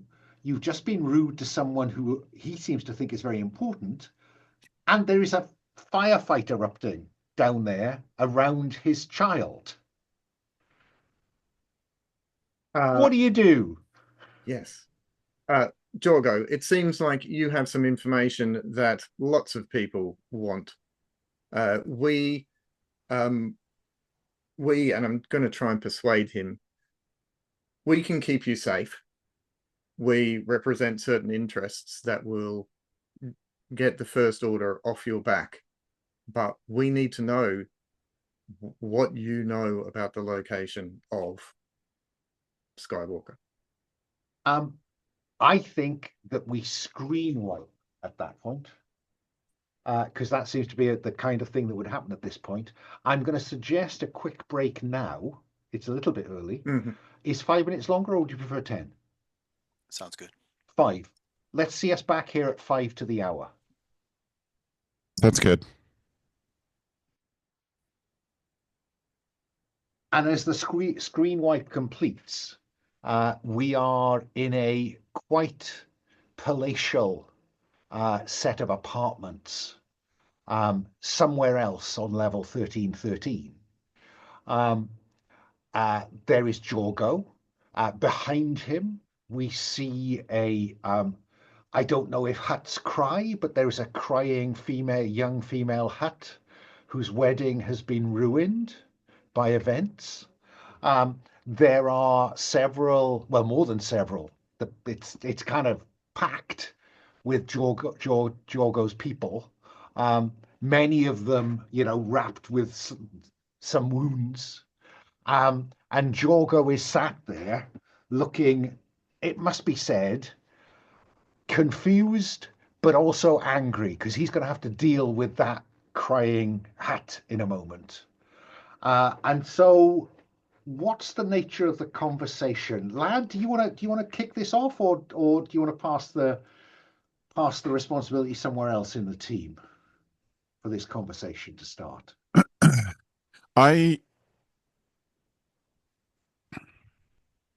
So let me ask a question about the tech. Is this portable scanner capable of taking an image? Could I show an image to Jorgo? I don't technically. That. Yeah, I think that's fine. I think probably a blurry image of this person, because you ducked back so as not to get in trouble. Then she turns around, so I think you get a slightly blurry image of her taking off on the speeder bike. Does that seem fair? Yep.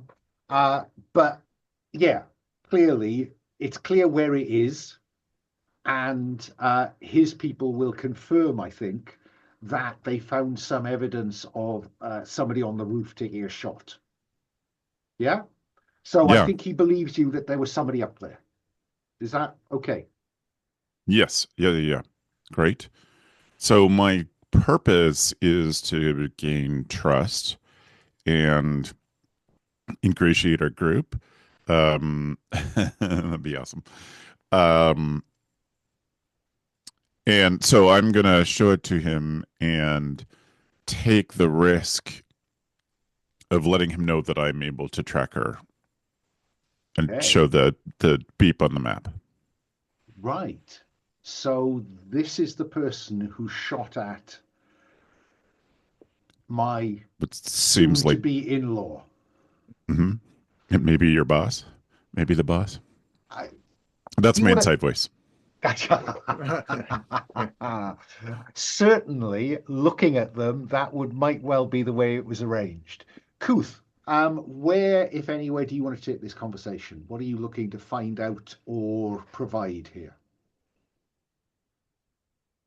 I think to try and be even more convincing that we can actually help him out more than the First Order can, in that his wedding, we don't know who this person is, but we were able to. Did you say you got the tracker on them, Lad? Yeah. Yep. So we are able to track them down, find out where they're from, and we can we can protect them from the First Order, because we want to get rid of the First Order. And I've got a smuggling ship that I can get him off planet right now if he needs to. Why should I get off the planet? There are 13 blocks that I own. So he's not running. Just until things cool down a little bit. But you have room for all of us? That's a choice for you. We're just offering it as an example of what we're willing to do for you. So you're just prepared to what? Be my bodyguard? And he looks round at the rest of the room, and there's some sheepish looks around the rest of the room. What are you offering me? Protection? Why? What's in it for you? Ah, we understand that you have some information, and we believe that that's the reason the First Order are also breathing down your neck. I think you know what information we're talking about. I might do, but why should I trust you? Who do you work for? At least I know who they are. They're on the up. This republic, this new republic, it won't last. We're going to make sure that it does. And we're, we can achieve some goals that the Republic can't.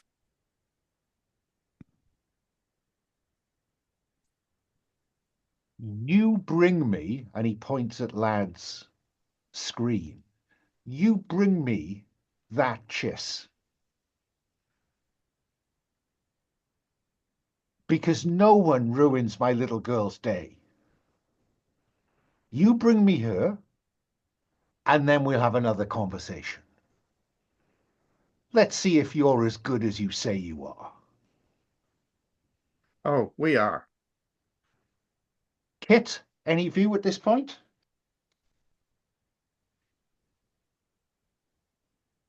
No, I can't think what I would add, honestly.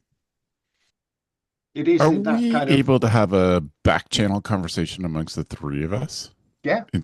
Whatever He format. says, okay, yeah, talk among yourselves. I got all day. So I think so if we play up the bad security side of this, maybe up to you, Kit, but maybe Kit stays here in touch with us as the extra layer of security. We can definitely play up that his security was terrible to let this thing happen at his daughter's wedding, and that there's reasons to doubt his own security. So for you, Jason, if that's what you're interested in Yeah, I was doing. thinking we kind of jumped, but like I did plant those grenades. Maybe if we flash back to me blowing them up to put an exclamation point on what you're trying to say. You know that look, things blew up at your daughter's wedding. Literally. How good is your security? Yeah, I'm with you. Um, Did- I mean, so are you offering Kit as close protection for Jorgo while the other two of you go off and do something else? Yeah, I'm just wondering In a whether what we role-playing want to sense, that do could be a is, bit dull. yeah, maybe we've got like a fourth member of the team who appears and it's like, Sure. we can leave them so that Kit can then come with us. I great. mean, I am interested in just pulling on this little string for a moment because I think that he looks Kit up and down, and there's a big Gamoran woman on his shoulder, and he says, "Okay, so you think the big guy here could beat Gelda here?"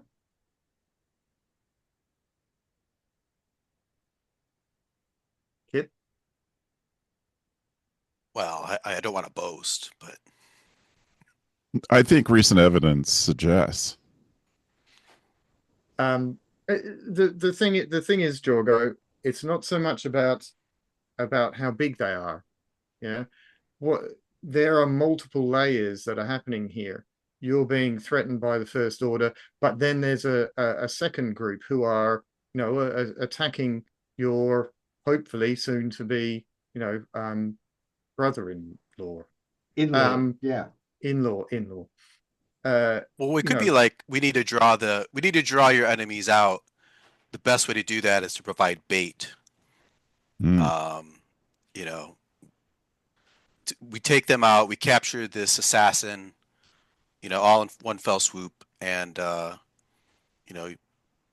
you give us the information. Yes, I and think we he's good. and that keeps them away from your daughter. Okay, I think we're going to go back to where he started, which is if you can bring me this would-be assassin, I will take that as evidence of your bona fides. And then we can have another conversation. Maybe then going my idea, maybe we create we set out a false information that, Jorgo's going to be at this other event. Let's go to our next logical step, which is the three of you working out how you're going to get that person to kind of be capturable. Yeah. So we started that one in media res. I want to kind of return to the more kind of traditional sequence of play in this game, which is we now got a bit of downtime. You can do something. So you could do a bit of relief stress, manage your stress if you wanted to in this kind of interval. But also you can do a bit of research to set up the next operation. Yeah. So does anybody want to do any stress management at this point? Yeah. Yes, please. Sure. Okay. Who's got the highest stress at the minute? Let's start with you. Kooth. Me. Kooth, again. So Kooth, how do you intend to be seen managing your stress as we see you in some kind of safe house, or maybe it's a part of this big extensive suite, planning for the next operation. But what do we see you doing either here or somewhere else on level 1313 as you step outside for just a moment? What do you want to do? Frame me a scene.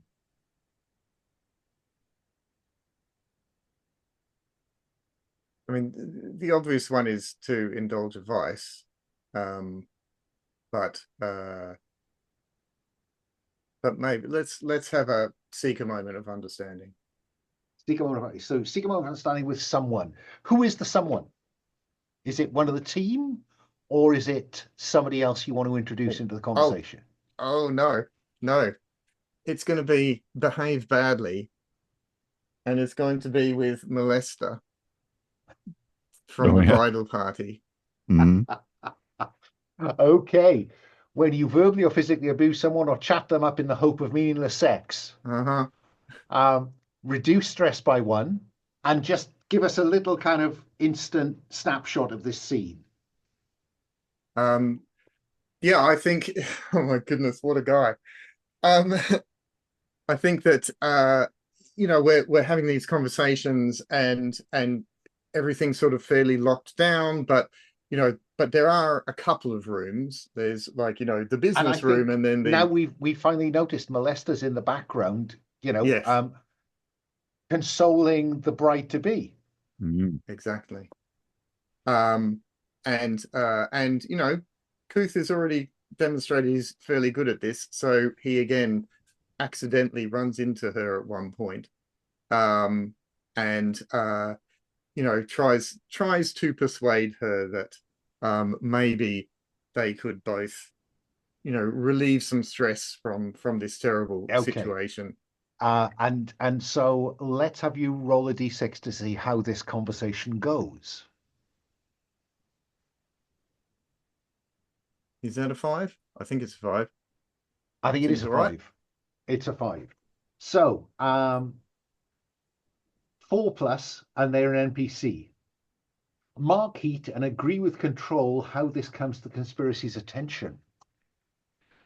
Well, how do you think that you having a moment of intimacy with this Twi'lek woman, who's a friend of the family, it appears, could come back to bite you? Yes.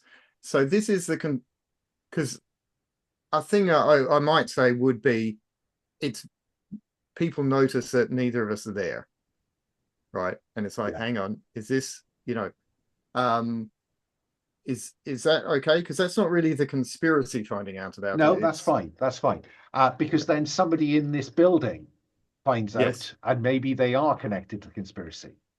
Yeah, and we probably see a little, screen wipe away to a shadowy figure with a tiny little kind of flickering hologram. We can see the flicker, so we know that there's a hologram, but we don't know who it is. And someone is saying, yes, these people who he's been with, they seem suspicious to me, sir. Yeah. What about Lad? What's your stress situation? Are you looking to relieve any? Definitely.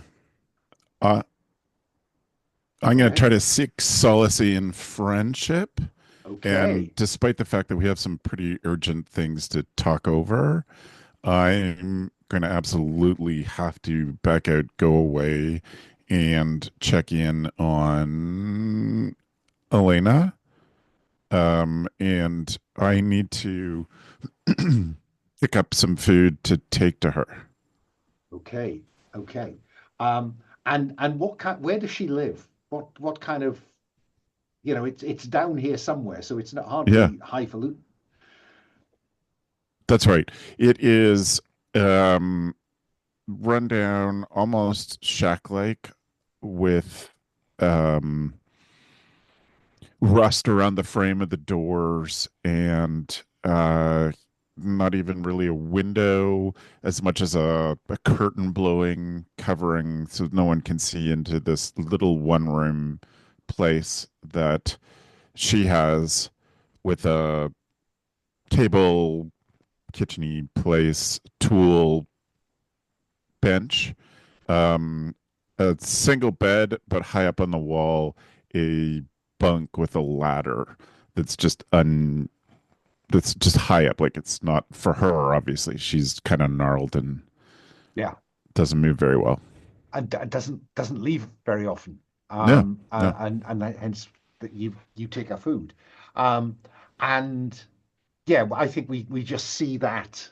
We don't need to see any more of you with her. That's fine. We know who she is. Roll a d6 just in case you get a 6, and I've made her a target. 4. 4.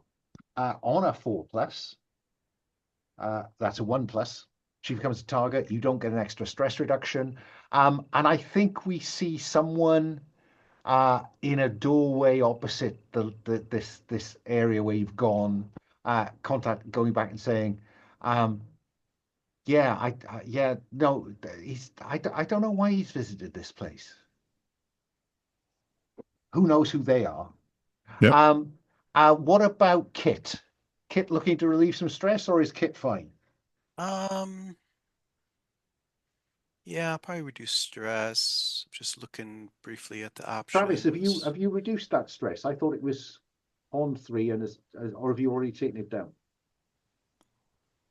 Sorry, I was confused about the mechanics of the roll. So that would have been an extra stress if I got a 6, a reduction No. of one Sorry. extra point if I got it. Seek relief from the horror. If you get 6, it was really effective. You reduced by 2. Okay. You get an All extra right. one. So I get 1 down for sure. Okay. Yeah. Thank you. I think maybe I'll try to do the seek a moment of understanding. So maybe after they have their vignettes, we have a scene where the 3 of us are together and we're talking over our plan, and I make an effort to press that we follow, that we not devolve into the dark side, that we, maintain, that we make sure that that we're the good guys. We shouldn't be killing people, so we absolutely have to, that kind of thing.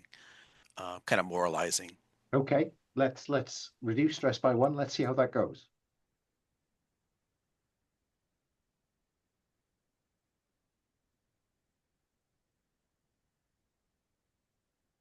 Six. That looks like a 6 to me. So on a 4+, and they are an operator, it devolves into an argument. They roll for stress. Okay. So I'm going to roll the dice. Odd, it's Kooth. Even, it's Lad, because you had both of them in the room. Okay.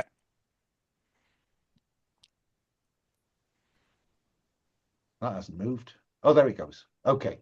Odd, even. So, Lad, you roll for stress. So as long as stress is below the 3 you're on, or is it 2? I've lost track. It's 2. So roll less than 2. Yeah, 2 or less. It's okay. Mhm. It's a 1. There you go. Yay. Everyone's a winner. But I think there's a, why does this moralizing Wookie get on your nerves, Lad?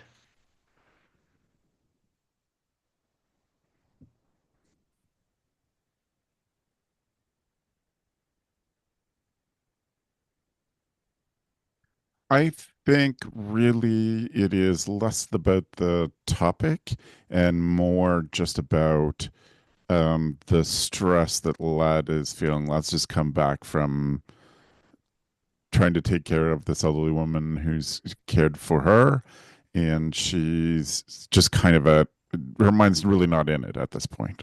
Fair enough. So she's just frustrated about that and turning that on Kit in a way. Fine. Kit, 6, reduce stress by the extra 1. Fine. So now the question is, how are you going to set up this operation? So let's start with Lad. I think you would like to know where your tracker's gone, wouldn't you? Yes, that's right. Yeah. It's left level 1313. It went to one of the large kind of, mile across holes driven into this vast city that allows people to go up as well as through.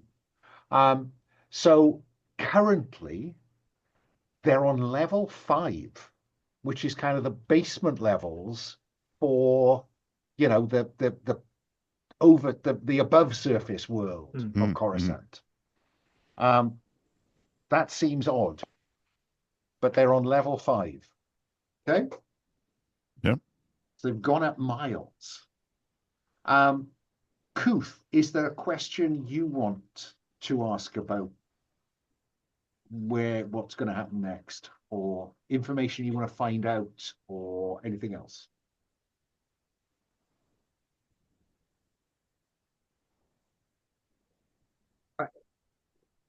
So she was we had the First Order. We are surmising that she's not part of the First Order.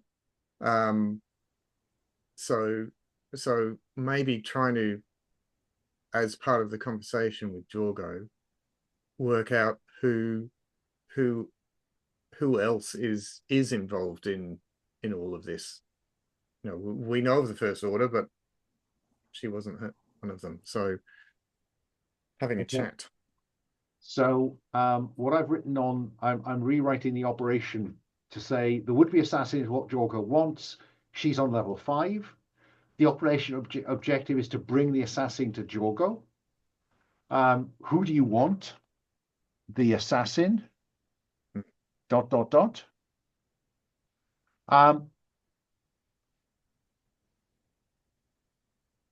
Hit. What? I think I want you to make a research roll to see if you can work out exactly where she is. We know she's on level 5, but I think research would be a good tool to use here to get a little bit more precision. Yeah? Okay. Sure. So let's white and orange, green if you'd like it. All right.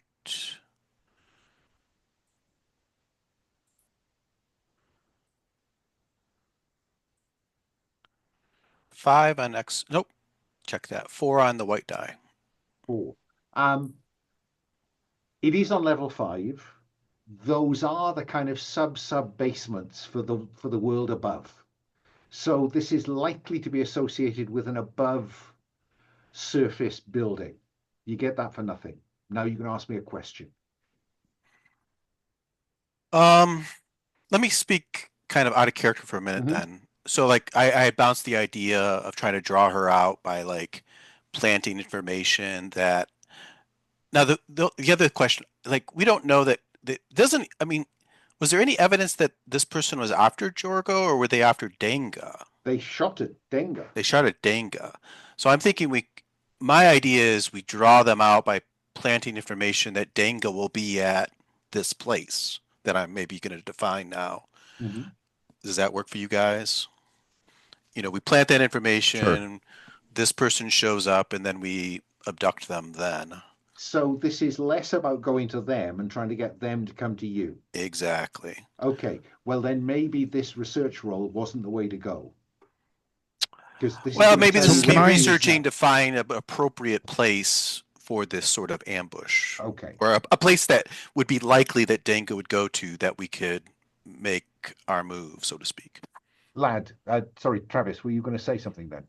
Yes, well, just as part of this discussion too, if this was an assassin sent to shoot this crime boss, they obviously did not do well. And then they're going up, basically up to the Republic level of the city. And so that, in terms of conspiracy, makes me wonder if there is some Republic involvement in this that we're just not privy to. So I'm not opposed to that, Jason, at all. I think it's a fine solution. Just one of my background thinking as part of this is there's a couple of things that are kind of weird. Mhm. Yeah. My research role could be digging into that, I guess. Well, do you want to ask me that question then if we go back to that? Sure. Does this person have any connection to the Republic? That sub-level is beneath the Senate building. Okay.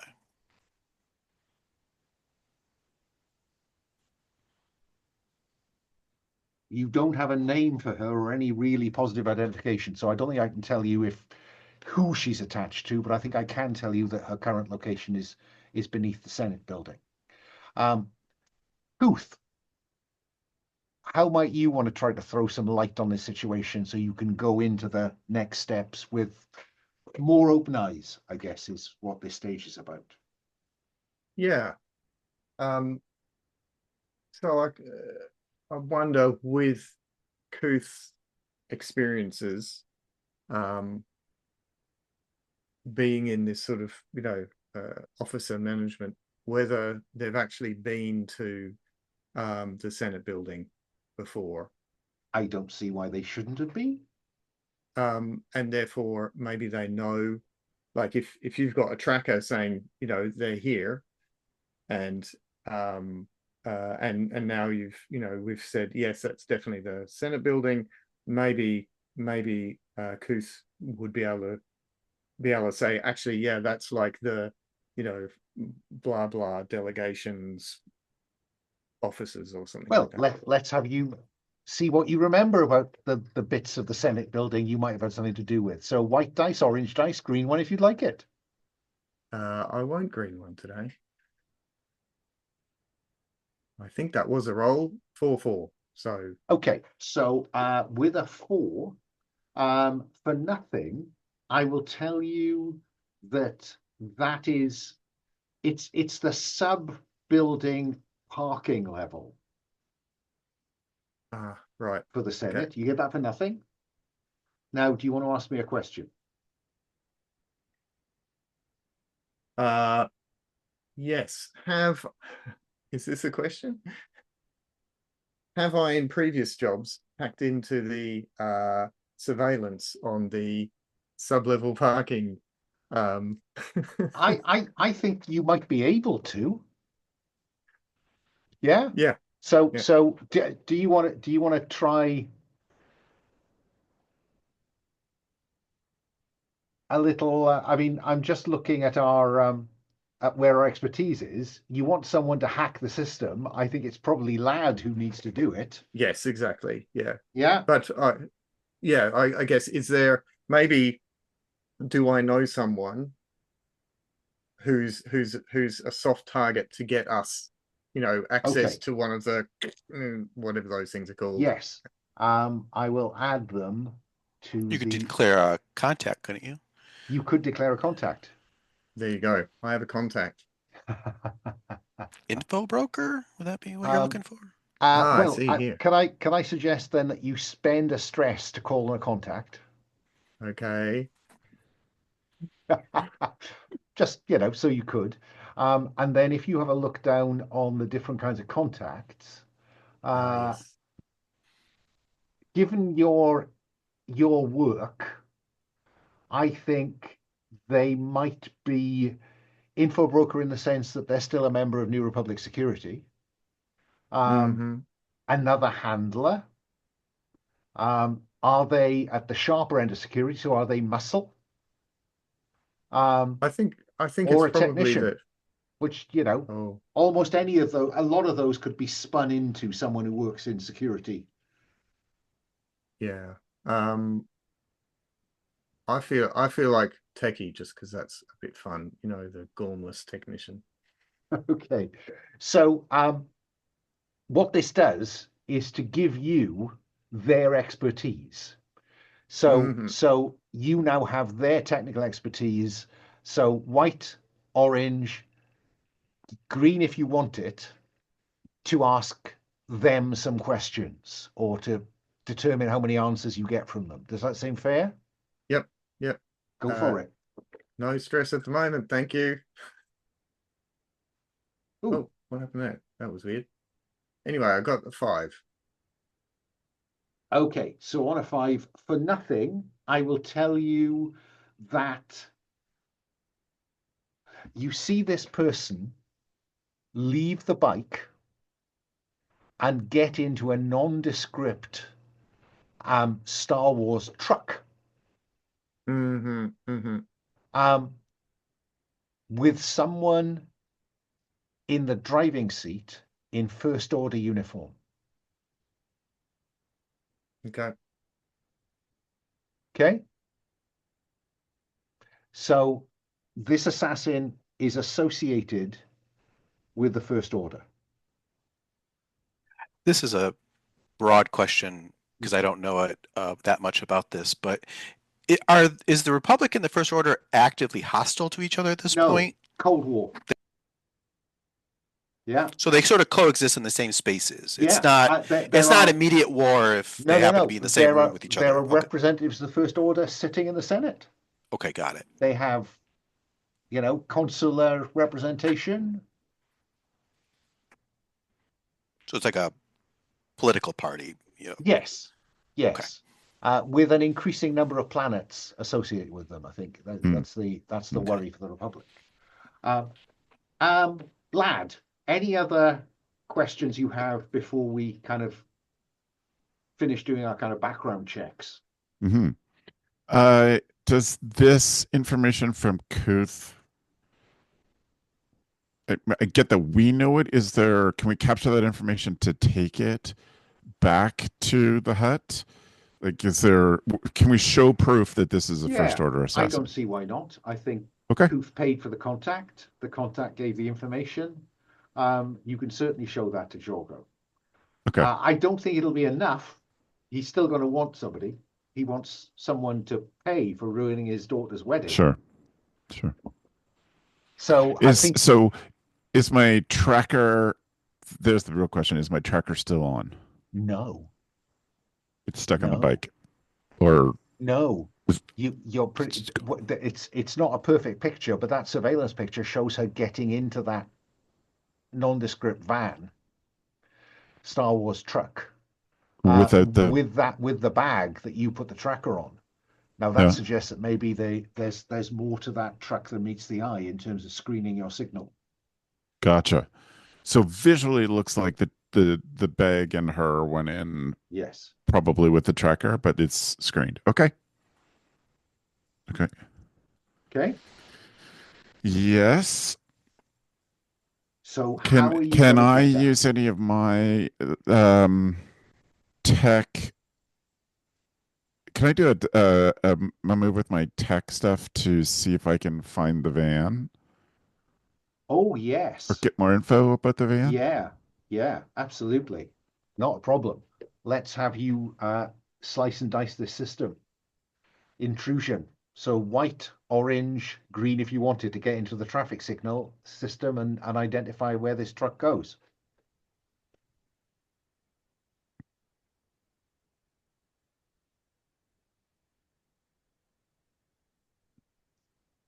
5. My stress stays 5.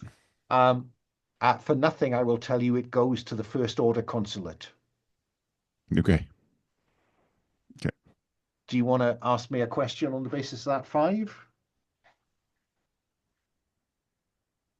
Or do you want to leave that on the shelf for later? As long as it relates to what you might have seen on this tracking. Is that enough for me to get any more indication?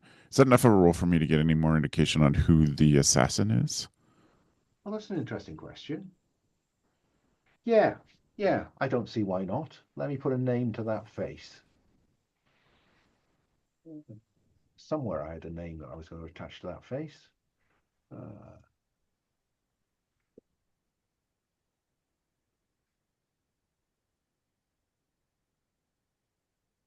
There we go. That is...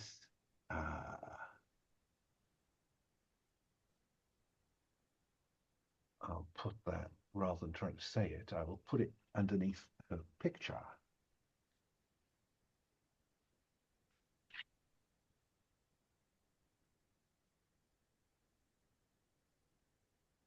Dalar Kebaru. Okay.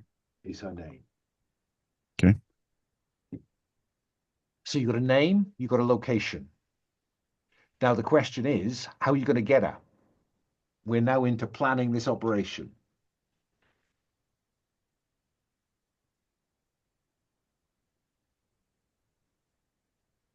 Well, does it come down to Jason's suggestion Mm-hmm. of trying to draw her out?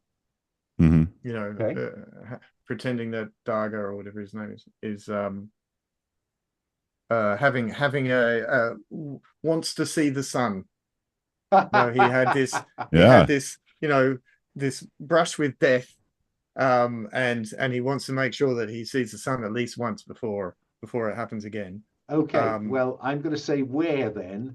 High society, because in Coruscant that is literally true. Right. Mm-hmm. Right. Yeah. So My first thought is like a yacht, like they have in Return of the Jedi. Oh, You sail up there on one of those. Yeah, we want a barge. Okay, let's have. We'll get rid of that. Delete that. There we go, and we will have a Pleasure barge, is that what they call it? pleasure barge. That's the word I'm looking for, not luxury.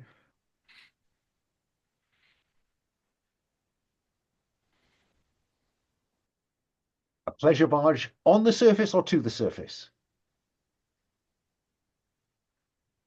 I guess 2. 2, okay. I'm not because that's what you're going to put out there. So the question is now, how can you draw them out?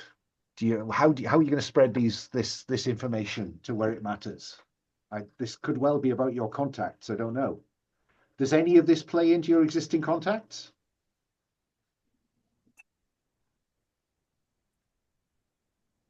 We got an archivist, a smuggler, a techie, and a bomb maker. Well, to be honest, you don't need a contact to do the techie. You've got a techie on the team.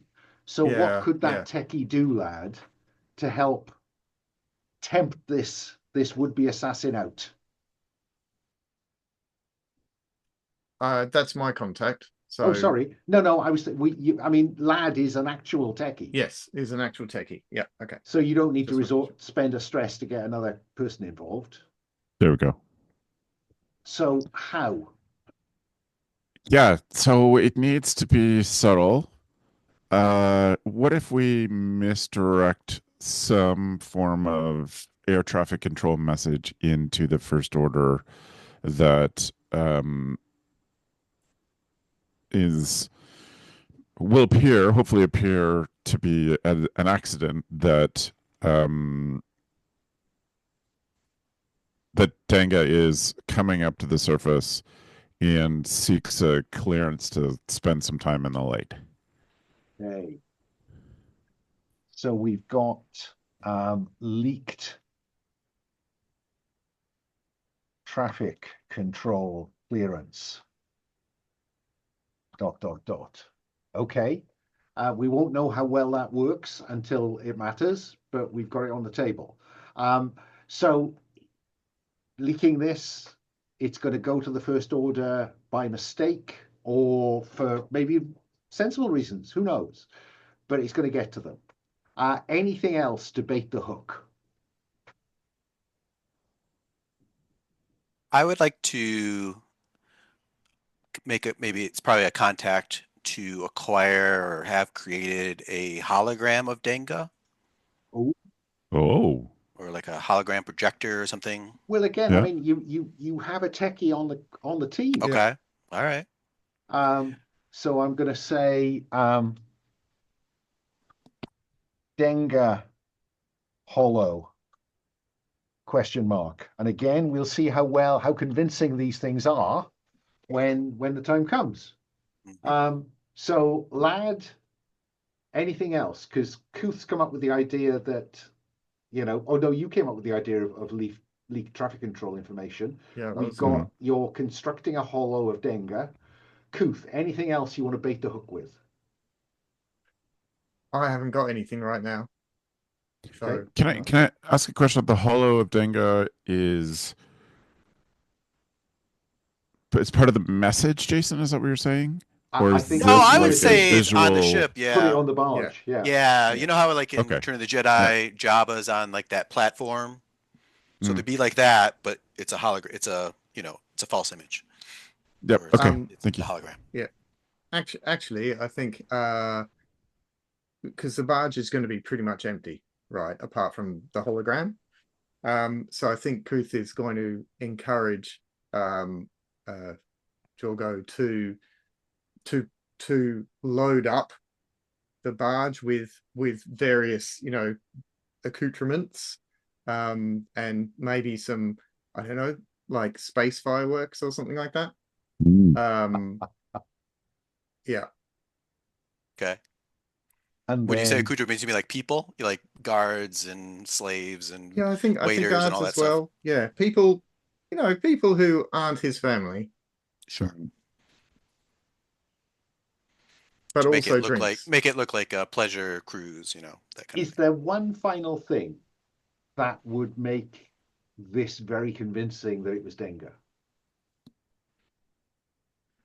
Oh, Uh, yes, it's not just a hologram of Denga, but there's also the woman in black.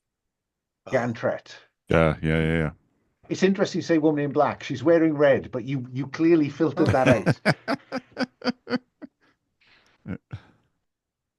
Oh, I see. Oh, yeah, backlit. Yeah, I see. Oh. Yeah. Mhm. Denga and Gantret Hollow. Okay, use Jorgo hangers on to fill it out. Okay, so that's the hook baited. A lot of this comes down to the technical. So I think it's Lad who's on the hook for whether this works as well as we hope it's going to be. I'm going to give you the bonus dice when the time comes, Lad, because that seems to me to be, to reflect the work that you've done, collective work Great. you've done, and the time you've had to do it. Mm. What about the three of you? You're on the barge, or what? I think Kooth is on the barge. Kooth wants to Yeah. have some drinks, so that's one of the reasons that he got the barge I filled mean, up with stuff. this barge is going to be going up 1,000 and some odd floors, and not all of them are just 10 feet high. So this is a Yeah. long trip up. So unless you're with the barge, you're going to have some means of following it. Mm-hmm. Mm. Yeah. Mhm. Yeah. Barge. Okay. So cut swipe to the barge. Jorgo can arrange for the barge. I think we could hand wave that. And see you. It's open enough for people to be seen on it, and a lot of the hangers on are fairly convinced this is an actual party. And and then you light, there's a curtained area where the guests of honor are sitting, located, and behind that you can see the shape of the hut, and this woman in the hood, and the three of you scattered about the barge. Yeah. There will be the obligatory scantily clad boys and girls dancing, young men and young women dancing. There will be little robotic drink servers moving around, little droids with drinks on the top, and reaching them out and giving them to people. It's all going very well. Talking of drinks, Alan, I'm going to try and reduce my stress by maybe having a drink or too many. Okay. So one, I think just the let's white do dice. this in the morning before you embark. Okay. So reduce stress by 1 and roll a d6 that likes you. Please like me. Oh, yes, it likes me a lot.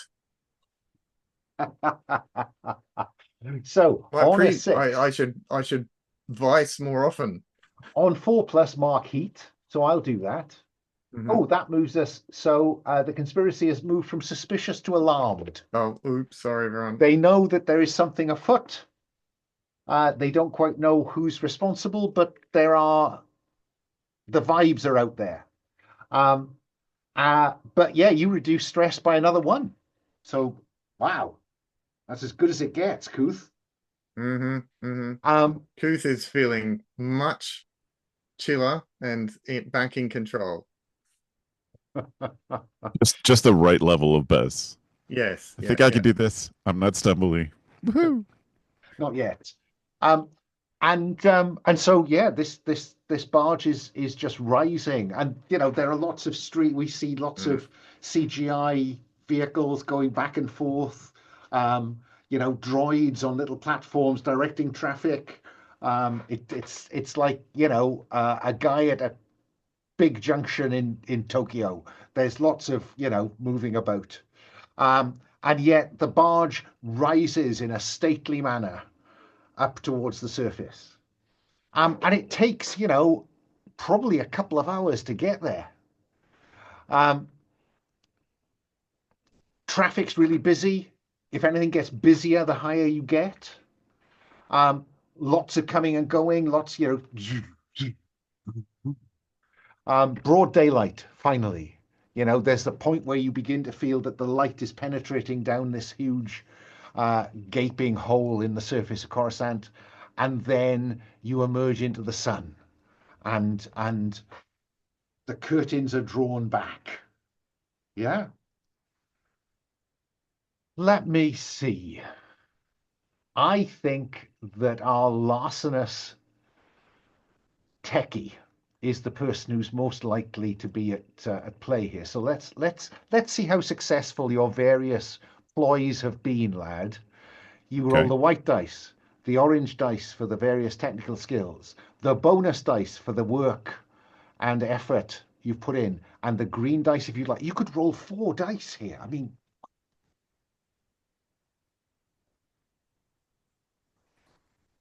I will indeed roll 4 dice.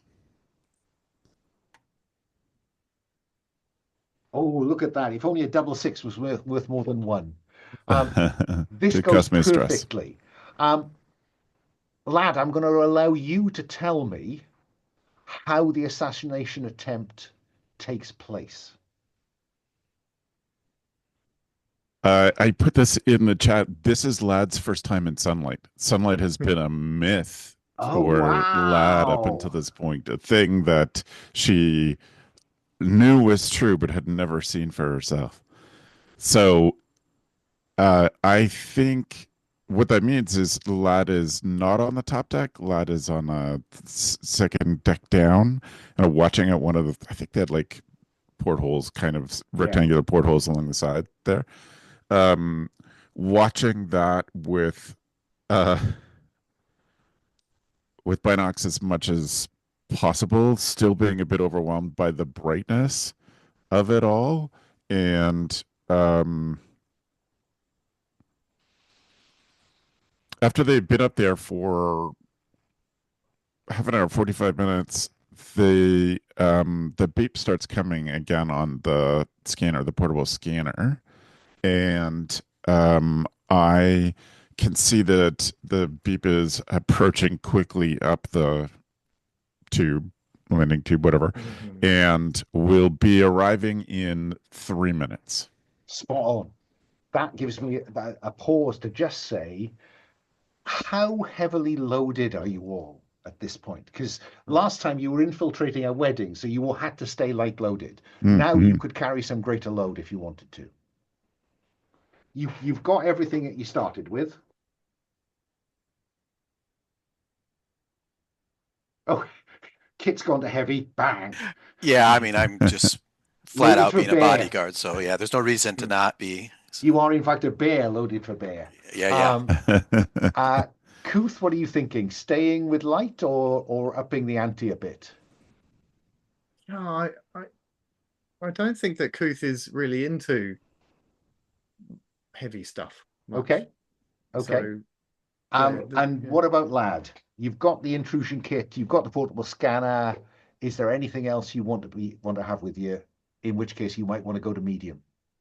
Yeah. I'm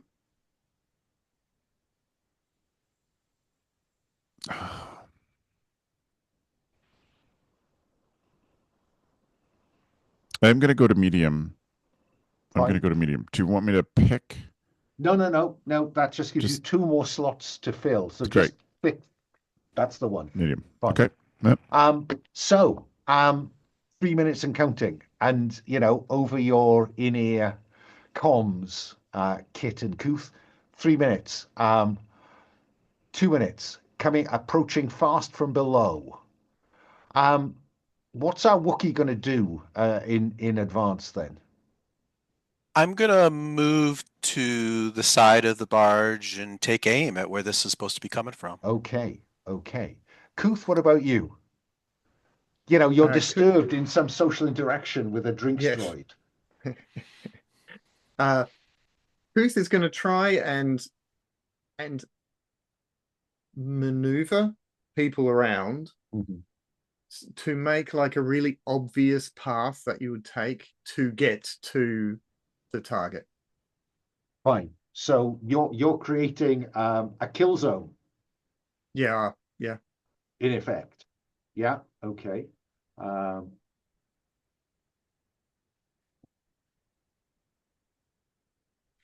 was something I wanted to add to this, and I've forgotten what it was. I had a good idea, and now it's gone. Never mind. It'll come back to me. So, 2 minutes, counting down 1 minute.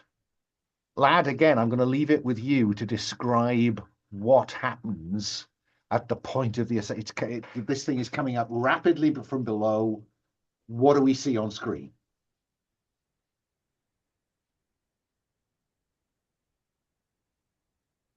Are they in a speeder? Are they what? You tell me. Yeah, I think this is because there's a fair amount of traffic going on around. We're out in the sun. We know that there's a lot of lines of traffic and things. This person, even just a speeder break, something that doesn't have weapons on the machine that she's riding, and something that would just fit in. I think this is like pure assassination. This is quiet, nondescript, something that I guess it has enough of a cover, so I don't help me with the ship. I don't care. Enough of a cover that she could bring out the gun again, and people sitting in traffic beside her wouldn't notice, whether it's in the shade or whatever. Fine. So in effect, a drive-by is what we're doing. Yes. So let's see what happens when she comes into view, Kit. Coming up at pace, she's deadly, so that will cancel your deadly expertise. Okay. If you confront her, because she's, driving it away to get as much cover till she has the kill shot. What do we see you doing, Kit? I'm gonna shoot the blaster or shoot my bowcaster. You know what that is? Oh, The Wookiee yeah. weapon. At her, what was a speeder? Or Speeder bike. yeah. All right. So I just get the white die and the expertise die You get the white and the die and the stress if I want expertise it. die. There is a chance that she will direct fire at you. So you're also going Okay. to roll the 2 risk die on the left of the list of Okay. 5. So I've got 2 risk die, the white die, the orange die, and I will do the green die. Go ahead. Sound good? I've got a bunch of 6s. My 6s are bigger than their 5. Does that mean I don't take That is damage? 5. Yeah, exactly. Do So I take stress because the stress die is a 6, yeah, you even take though I got stress. another 6? Okay. Yeah, you take stress on the 6. If it's equal to or bigger than any other die, you Yeah. get stress. Okay. Yeah, and if the risk die had been equal to or higher than your highest dice, you would have been at risk of a consequence as well. But as it is, you take a pop on a 6, you know, the bowcaster lets loose. Was this at her or at the bike? I wasn't quite At the certain. bike. At the bike. Yeah. Yeah. Now on a 6, you get the benefit of an extra hit. So the bike takes significant damage, and the bike begins to kind of leak, sparks and smoke and slightly out of control. Kooth, what do you do? Lad's been counting down. Then you hear the roar of the bowcaster. What do you do, Kooth? Kooth is going to throw their space rope out to catch the flailing speeder and pull it in to the barge. Oh wow! This sounds like it's quite difficult. I'm not sure that there is any expertise at all that works here. So you could have the white dice, and I think there is a slight risk at play here, actually. Yeah. That rather than it coming your way, you go its way. So I'd like you to roll 2 risk die. So your white die, 2 risk die. The stress die is available if you'd like it, because this strikes me as a quite risky attempt. Yeah. Like I'm sure I saw something like this in Return of the Jedi, but yeah. Is there like a little side rule, Alan, that if you take dark side points, you can use an expertise dice or something like that? You could. I mean, the dark side, it says, embrace the dark side. Choose to mark dark side before you. Choose to mark dark side before any roll. You can add the bonus die. Thanks, Jason. Now I have to choose to not do the dark side. I'm trying to think how this could be dark side. I mean, no, I'm not going to, because I don't think that like he is actually trying to almost saves this person, right? Yeah. So that we've got them, which Sure. is not really a dark side thing. So, but it was your suggestion, wasn't it, to bring these innocent bystanders aboard? I just checked. Oh yeah, but yeah, just saying. Back then it was. Yeah. All right, let's see how we go. Oh yes. Oh, that's sweet. Good. So that's the perfect outcome. So what do we see? Because this is a pretty impressive outcome, isn't it? Yeah. So I think this really feels very Star Warsy to me. I think that he's attached the wiry thing that, like Luke uses to the rail. He's thrown it out. It's wrapped around the front of the sparking, smoking speeder bike, which of course is careening all over the place. Rope goes taut. It comes smashing into the side of the barge. She goes flying off it and lands on the barge, probably because she's awesome, in superhero crouch or something like that. Fair enough. And I think that works beautifully. And I think the extra benefit is not just getting hold of the speeder bike, it's having her thrown onto the deck. Yeah, that seems fair to me. But where on a 6 you're going to roll for stress, what is it that freaks you out a bit about this? maybe she lands like right in front of me. And it's like, wow, I was expecting her to come on board, but not, straight in my face. Fine. And that I think is why I'm going to make you roll for stress then. Yeah. And 5, which is definitely More, I think. stress. Stress goes up by 1. Yeah. Yeah. And I think she immediately spins on her heel and unloads her blaster pistol at your hologram. Mm-hmm. Lad, you've been on the lower deck. What do we see you doing now? If anything. I am hearing the noise, the crash, the thump, thump, thump across the deck, Mm-hmm. and that gives me enough of an idea of where she stops, and then start to hear the blaster. I am going to. What I want to do is pull a table across so that I can reach up underneath the deck. I'm tall enough to reach underneath the deck and use some of that plastic explosive tape basically in a circle around where I think she is, and step down and step back. So, right. So you put an explosive underneath where you think she is. Exactly. Okay. Okay. Yep. Okay. Okay. Shall we see how that goes? Let's. So, I think if you had I think larceny, I will give you benefit of larceny to try and judge Okay. in the Thank you. chaos that now's erupted upstairs. People are rushing about you. Boom, boom, boom, boom, boom, boom, boom. Yeah. So actually, you're working on where is there now quiet. So you can have larceny as your expertise, plus the white dice, and you can have the stress dice if you like. I'm going to make you roll 1 risk dice in case in the vicinity of the explosive something goes badly wrong. Yep. Okay, I'm gonna take the stress dice.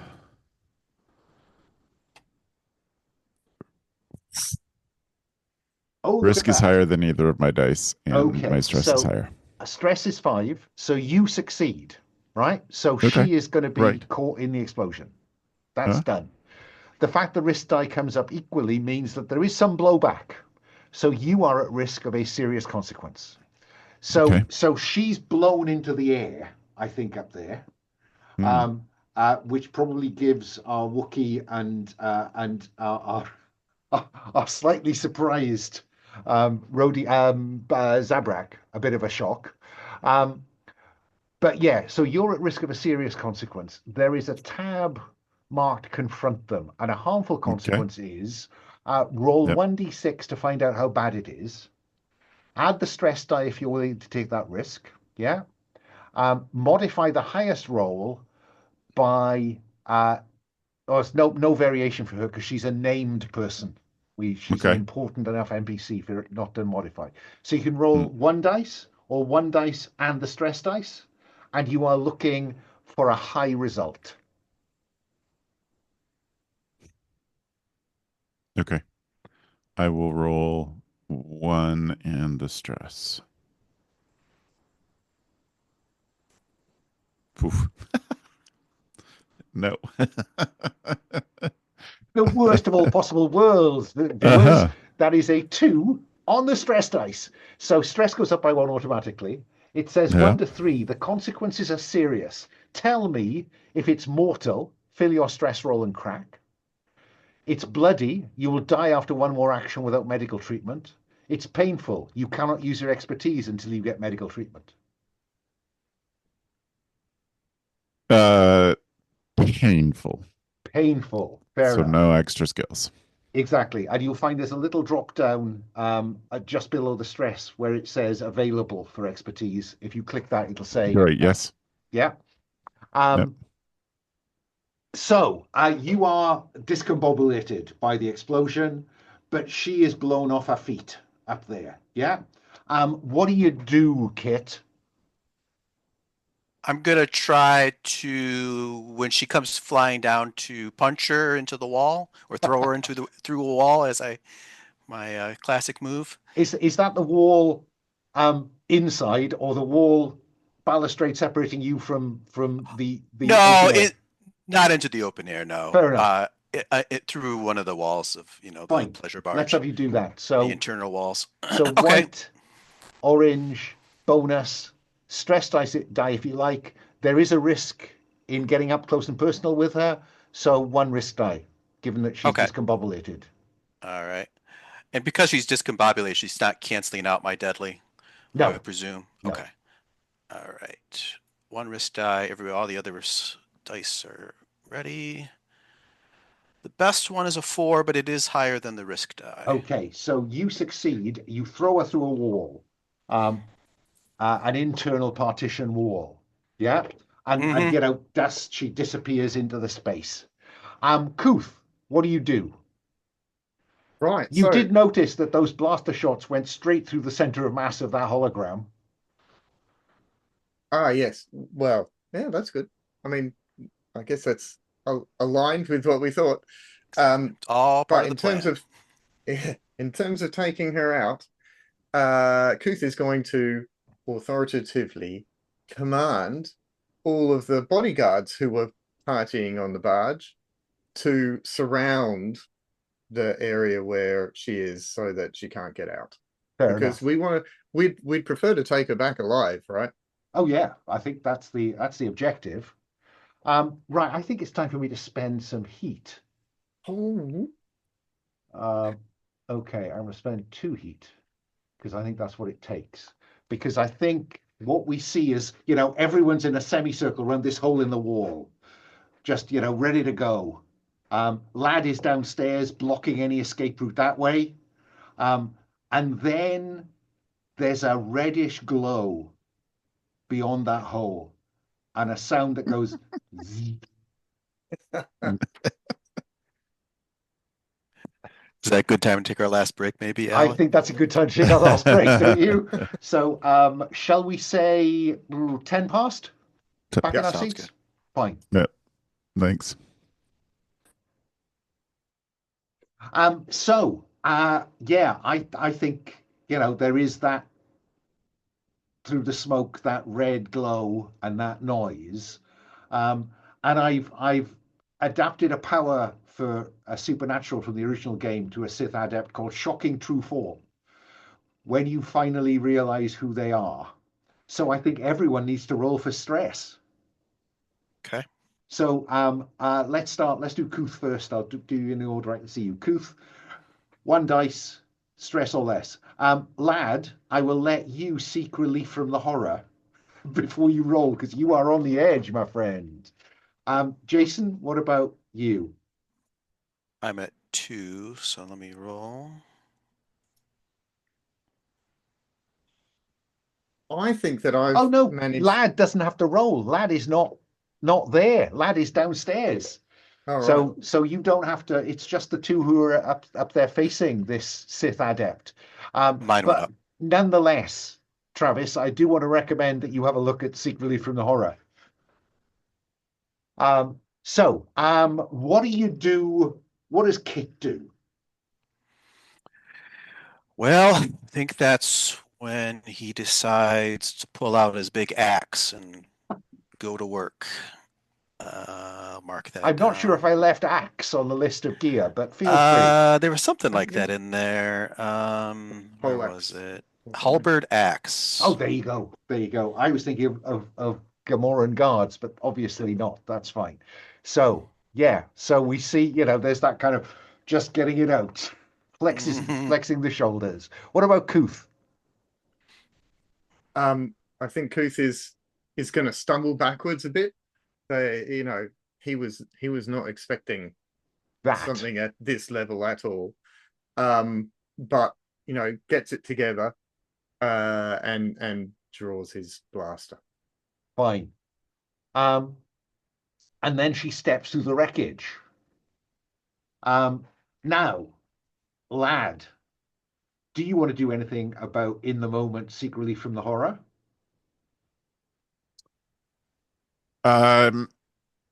Yes, I want to seek a moment of understanding with other serving people who are who are on the down there. deck and just Yeah. look around and say, "Did you see that?" Yeah, because I think one of them runs downstairs and says, "There's a woman upstairs with this kind of blade that's on fire." So yeah, I go for that. So let's have reduce stress by 1, and then roll a d6 that likes you. Okay. Second one. I can just use stop.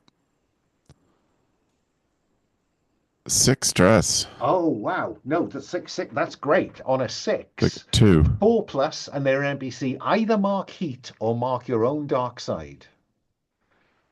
Ah.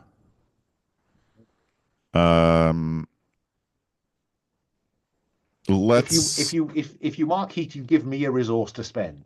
Yeah. Let's mark heat.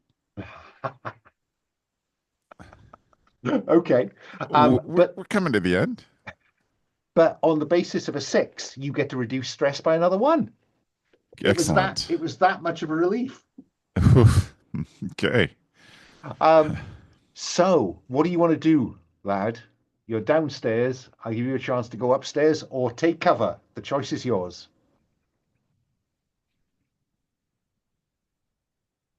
Can I try this total same maneuver?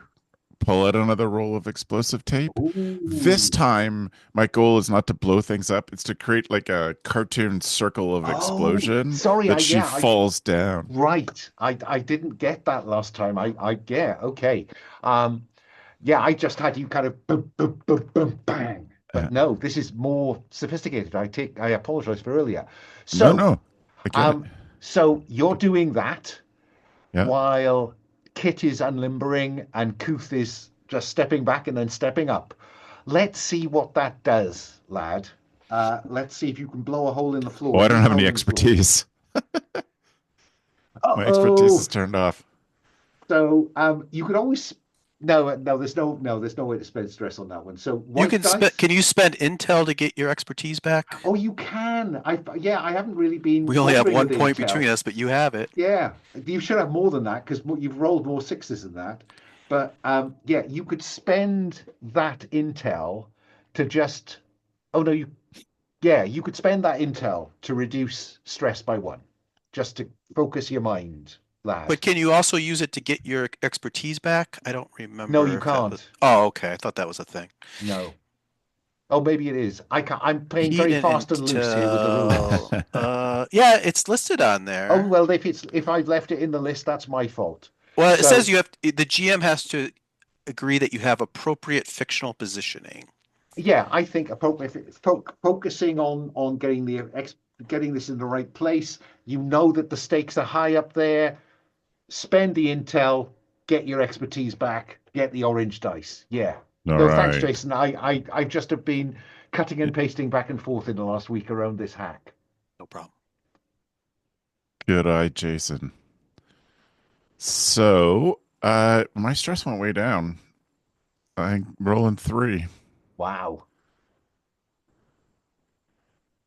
Yep. I got a 6 and a 5. Oh wow! Look at that. 6 on the stress dice. Stress goes up, unsurprisingly, because a Sith adept just lands on the deck in front of you. Serving people, scatter. Upstairs, because that's the perfect result. The perfect result would be that you do some harm to her. The ordinary result, the perfect result is she drops through the floor, just the way the cartoon was supposed to happen. In fact, this has now become an animated feature. So Kooth, what do you do when she go?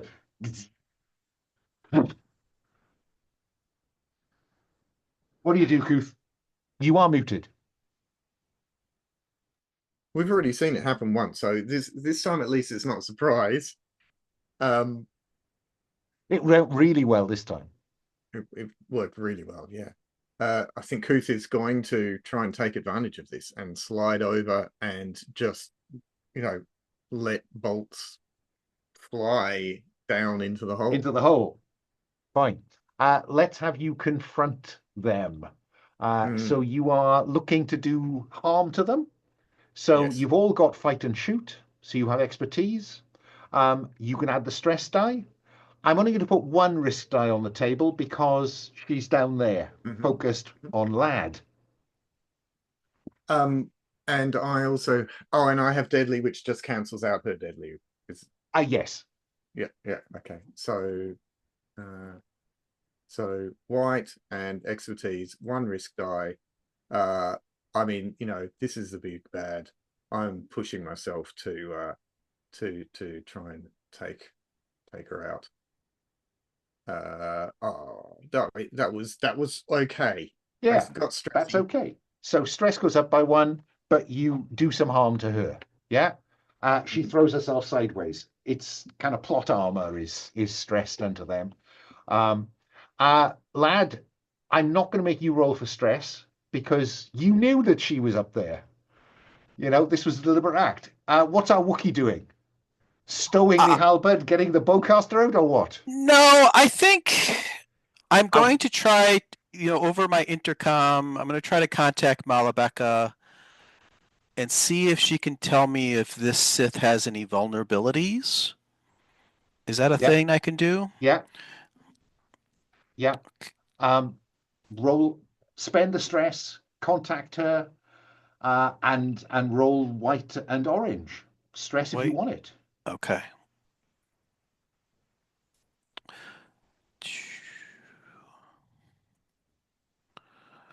Five, and it is stress, so it goes up. Stress goes up by 1, unsurprisingly. There is a deterrent at work. She says, Sith don't want to die because they want to further the aims of the dark side. So if you can outnumber her or outgun her, she might take discretion as the better part of valor. Okay.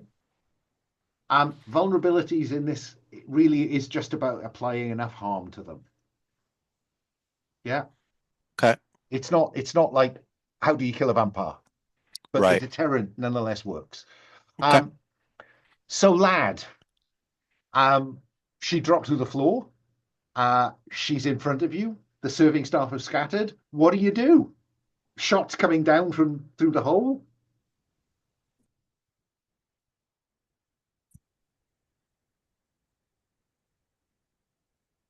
I'm gonna look for gear to see what other gear I have. Yeah, that's not much anything of with a 2 boxes, or 1 or 2 boxes. You've got 2. Yeah, it's okay. Okay. I am going to use my trank gun and take a shot at that maxes me out. And take a shot at her. Fair enough. So, is she facing? Can she see me?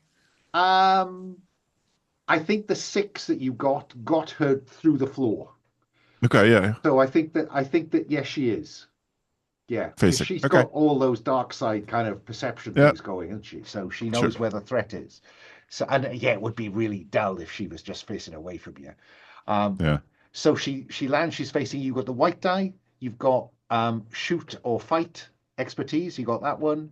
You can have the stress die, but she can do you harm. One risk die. She is a named NPC. 2 risk die. She is a wielder of the Force. 3 risk die.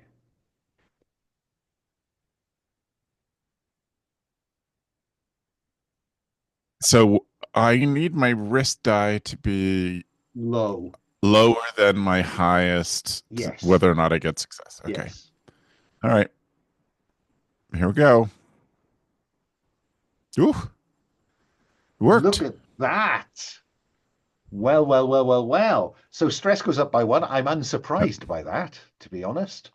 But you certainly hit her with that. And that is, she kind of knocks the dart away. And then you can see that it is having some effect on her. So I've marked harm. She is suffering.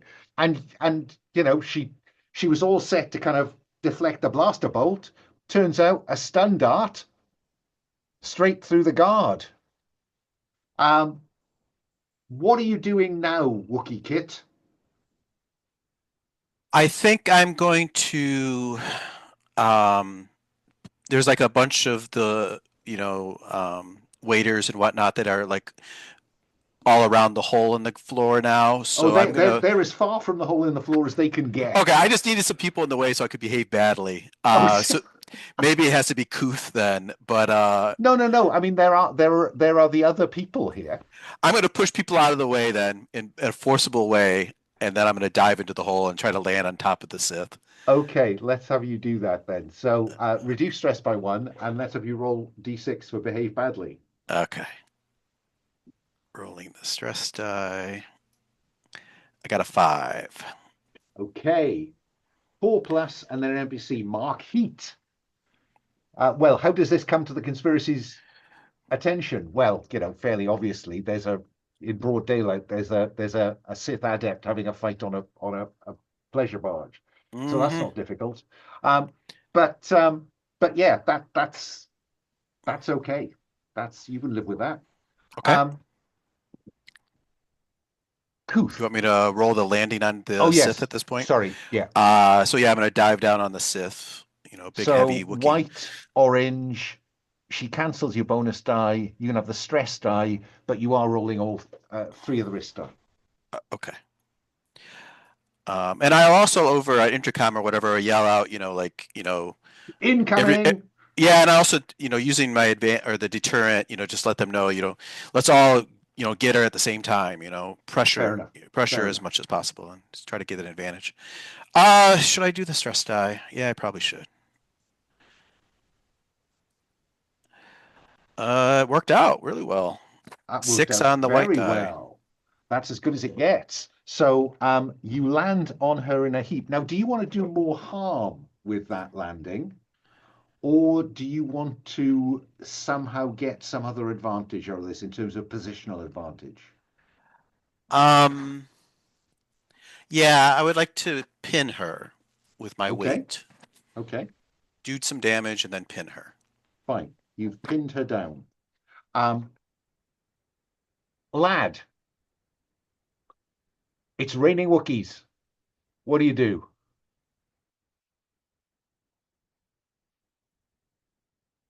You are muted, by the way.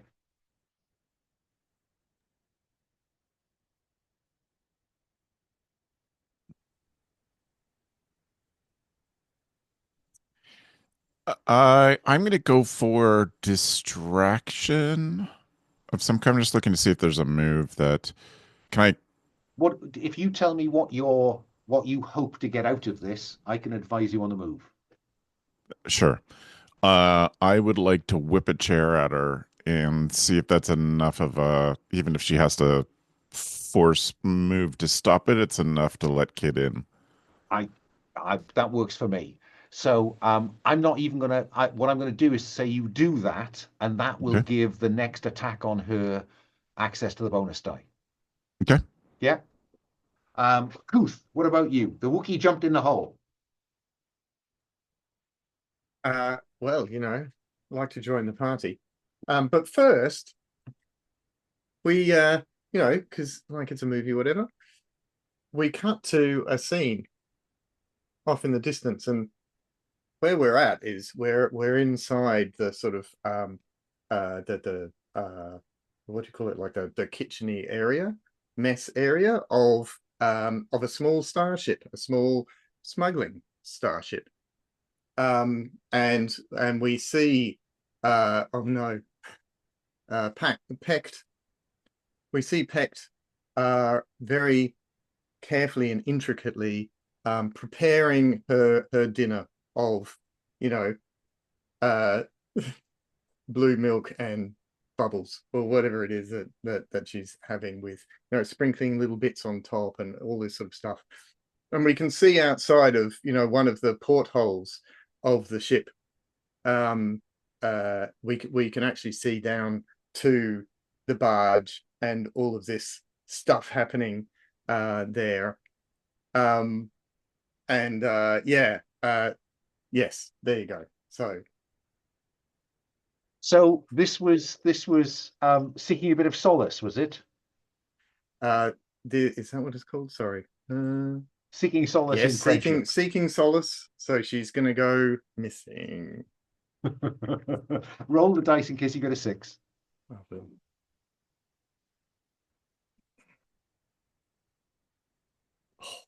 Five. Very close. Okay. I'd like to go further than that with that little aside, if I could. Mhm. We see that going on, down below, and then a shadow is cast into her little kitchen as a First Order Imperial Remnant Star Destroyer begins to descend on her ship. We see the big, vast void of its hold, and it's just coming. We don't know it's going to get her, but we know she's at a little bit more risk than she was. Yeah. Yep. Okay. So anyway, and maybe there's a bit of a shadow that passes over as we cut back to the barge. A little bit of a shadow that passes over Kooth as he jumps down in the hole and tries to take advantage of this. Tries to do some damage to this pinned woman who has just been distracted by this. Distracted by the chair, pinned by a Wookiee, and we're hoping that that Jason's internet's going to come back on because this has happened before. So I think white, orange, deadly for the chair, stress if you want it, and only 2 risk die because she's pinned. Sorry, did you say bonus for the chair? Yes. Yes. Yeah. I think every single time I've used stress, it's triggered. So this is the one time that it's not going to, isn't it? Right? This is it. Still lucky I. Wow. So your best outcome is oh, hang on, here's Jason. So just tell me, because mine's frozen. So tell me what you got. Oh, has it? I got 5 on the stress die. So stress is going to go up by 1. What's the highest risk die on that first couple? Oh, shiza. That's a 6. Because it was okay. 2, wasn't it? Mine's caught up dice. now. Yeah, there's mine. I'm clearly lagging as well. So you do indeed do some harm. Your stress goes up by 1, but unfortunately, you are at risk of a serious consequence. So on the confront them tab, you roll a d6 that likes you. You can add the stress die if you like, just so you've got 2 dice to get the highest of the pair. And this is going to be -1 on the dice if they are users of the Force. So d6 -1, you want as high a result as possible. I see. Okay.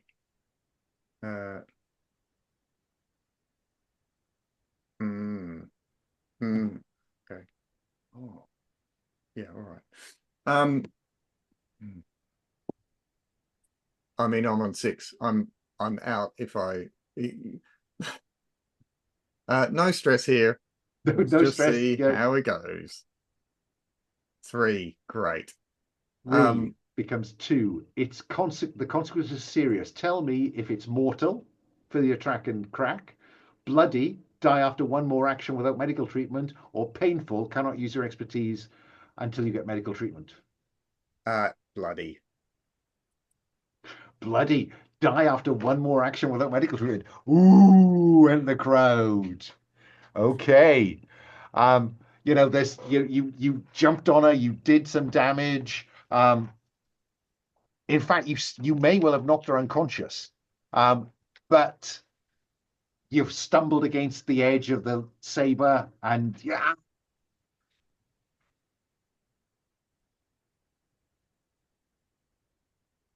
what are you going to do, lad? You see all this happening. She's under a pile of Wookiee, and Kooth is rolling away, going ah.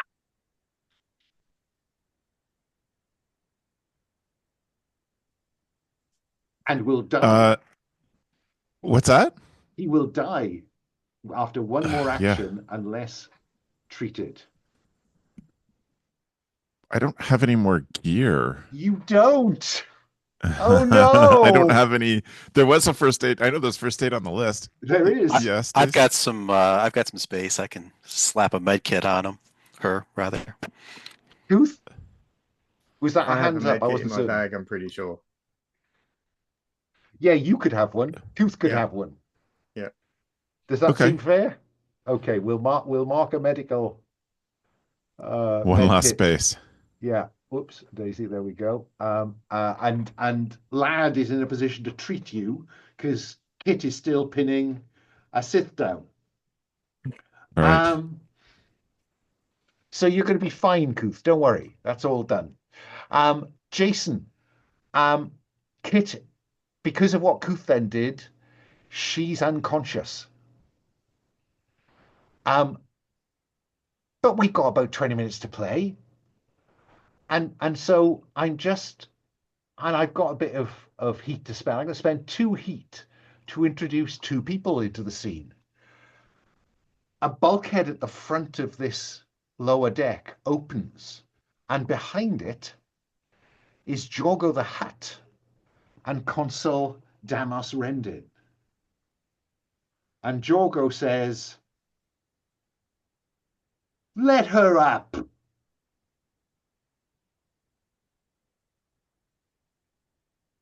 It appears this was a genuine attempt to shoot his would-be in-law.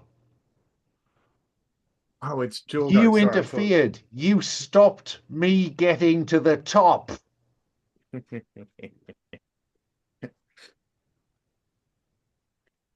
And I must say, down the stairs are coming some of those Jordo hangers-on that you encouraged him to put aboard, armed with blaster pistols. Mm-hmm. What are we going to do, team? Kooth is going to try and convince the guards coming down that that Jorgo has been mesmerized by the Yes. woman. Sith Yeah. minds. Okay, white, orange.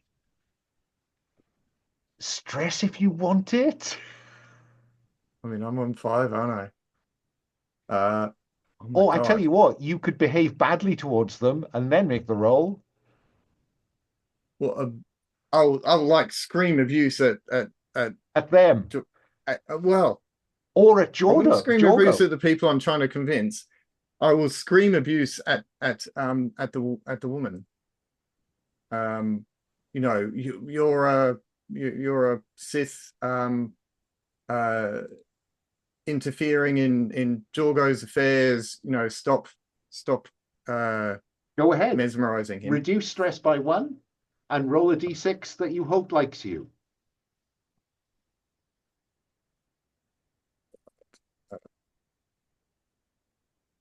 No. But that's What is it? Again, mine it's a is 3, is sorry. It's a 3. 3. Okay. You cannot use your expertise until stress goes up again. Or I can mark the ducks. Although I'm going against them. No, all right. Yep. Yeah? Yep. Okay, good. That's bad. Good, that's bad. Good, that's bad. Good, that's bad. Anyway, yeah, so I'm going to try and convince them to take her out to save their boss. Roll the dice. And I'm definitely going to stress out because this is a stretch trying to convince them. Oh, yay! 6. No stress. Not And a only do they not attack you, they say, one of them says, "He's been behaving strangely for weeks." And one of his lieutenants says, "Yes, he has." They blast down the other end of the deck at George, who kind of cowers away, while the consul dives for cover. What are you going to do, lad? Because I'm coming to the Wookiee last, because the Wookiee is still technically holding down an unconscious Sith. What do you want to do, lad? This has all gone very odd. It definitely has. So Jorgo's just kind of retreating, not He's trying necessarily to find hit some or cover, which is difficult given that the bulkhead kind of came back. So he's got a bit of yeah. cover on one side, but he's a big bloke, No, no, big Hutt. Yeah. Okay. But they are certainly pinned down in there by his lieutenant and his hangers-on, who is seeing an opportunity for himself here, I think. Mm. Such is Kooth's Jason, I can silver see you tongue. talking, but we can't hear you. We still need information from Jorgo, right? That's our main goal. It would be good to have that information. It would be primarily they mustn't know. Ah, Sorry, They who mustn't know? being the First Order. At the First Order. Yeah. And Right. therefore the Standing right conspiracy. Yeah. Okay. Right. Right.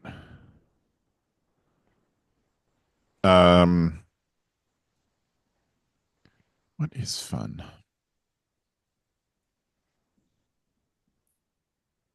What is fun?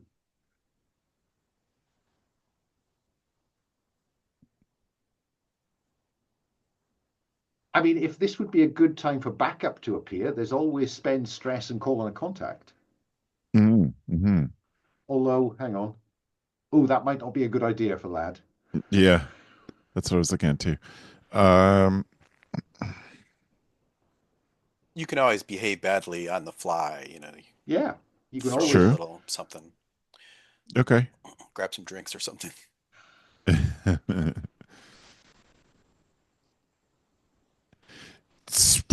Okay. Or mark the dark side. That is fun.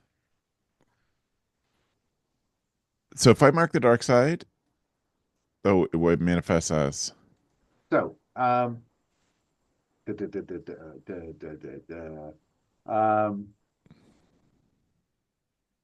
if you do something bad now, you could mark the dark side, and I would allow you to reduce stress by 2. Okay.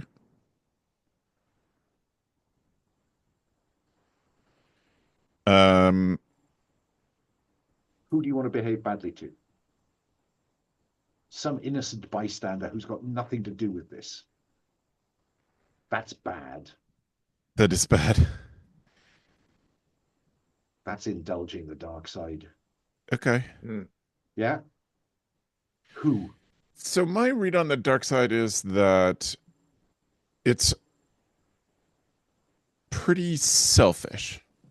Yeah, so the light side is communal, the dark side is selfish. And willing to do stuff at whatever the cost. So out of game, my temptation here is to go towards Jorgo while just shooting the assassin in the head on the way by. oh, Just put an end to her and go towards. Is that upset anything else? Anybody else is thinking? no. I It's know very it. selfish. With 15 minutes to play, I think it's the perfect call. Okay. So reduce stress by 2 Okay. and kill the Sith. Yep. Saying to Jorgo, now what are you going to do? I thought you might go for just having that Star Destroyer snatch up your. Oh no, that's Kooth's sister's ship. That's Sorry, Kooth's, yeah. Yeah. He shoots her in the head, Kit. Right? To the point where it singes your fur. And is walking towards Jorgo, with blaster out. Kooth, are you inclined to do anything? Because who knows what Lad's going to do now? The Rodian's gone off on one.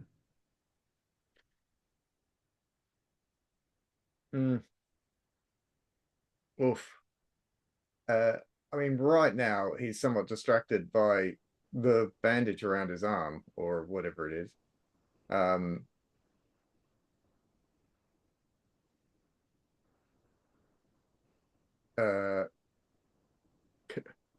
He might maybe a like as he sees the coldness in Lad's eyes and he walks off, Kooth from his sort of prone position, does the hand up and uh don't kill them, lad, don't kill them. Seek a moment of understanding. Oh yeah, yes, yeah. Reduce stress by 1, Yeah, and okay. and see how this goes. Yep, okay. So seek, just as a question, so seek a moment of understanding is, like, in this case, I'm trying to understand him. Yes. Is that right? Yeah. I mean, I'm just using the rules willy-nilly now because it seems like a nice Star Warsy thing to do. Oh, But no, you could like just go straight for persuasion. No, I feel like it's a, trying to understand. Yeah, but it was a 1. it was a 1. They see and your self-serving effort for what it is. Choose to either lose access to your expertise until stress goes up again, or mark the dark side. I mean, I've already lost my expertise, I think, haven't I? I forgot to mark that down. So you have to mark the dark side. I'm going to mark the dark side anyway, because I think I do successfully have a moment of understanding. You do. It just doesn't go quite the way you'd hoped. So, Kit, what's the Wookiee going to do? Because Kooth seemed to want to interfere and then thinks, no, the best thing that could happen now is to kill both Jorgo and the consul. Because Right. maybe he's already told the consul. Moral ambiguity. Yeah, I think it's time to call in the cavalry to come in at the end, maybe save us all from bad place. What kind of contact would this be? Muscle? Muscle. So basically, I'm just imagining a troop of Republic commandos. Does that sound right? Yeah. All right. So I'm hoping they come in and sort of, put blasters on everybody and sort of end this confrontation. I think that's perfect. I think that's Okay. perfect. I'm not going to make you roll for that because we're Okay. at 10 to the hour. I think describe what happens, Jason. You're spending a theoretical stress to call in some backup. I think I would probably get up and drop the dead body of the Sith and pull out my bowcaster and waver between pointing at these two or pointing at Jorgo, really confused as what to do, and saved by, the timely arrival of the commandos coming in on jetpacks or something. Of course, on jetpacks. Yeah. Yes. Land, boom, boom, boom, boom, boom. And that I think is where we screen wipe to epilogue ourselves out of this. Do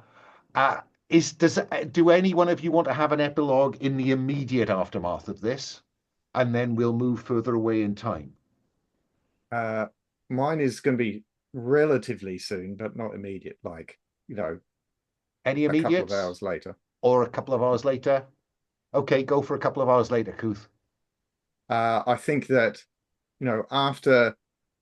after smoothing things over with the Republicans, we slink away to our escape route, only to find that my sister has gone and is missing. Yeah, she was supposed to pick you up. Dun dun dun. Okay. Let's move from anybody else a couple of hours later, or we move to a day later. You got an idea, Travis, what you'd like to do? Not for a couple of hours. Yeah, I mean, unless we're getting yelled at somewhere. Yeah, I think I'm talking to, let's say, Princess Leia, just to make it fancy, and I'm telling her that I don't think we can count on Lad anymore. In the moment, in the heat of the moment, he made the right, or she made the wrong decision.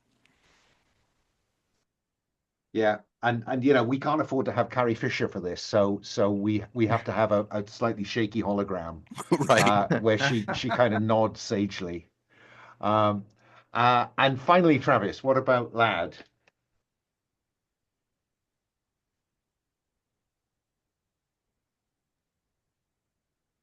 I picture kind of once all the administration is over.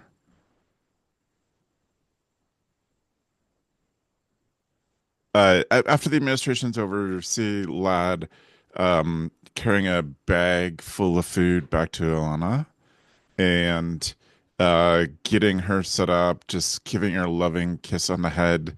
And she jumps up on that, ladders up to the top of that top bunk and pulls out a Sith text.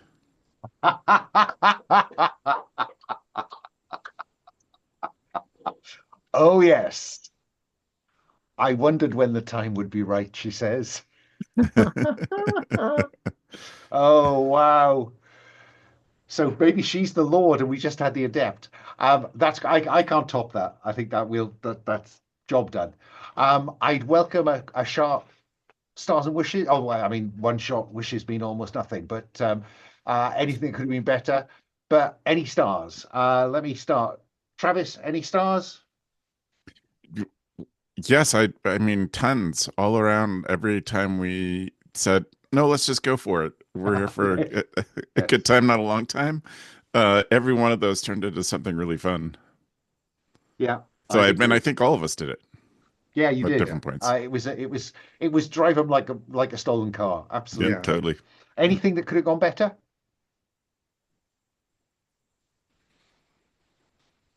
No, I don't think so. Fair enough. I love the setup. I like building the characters together. And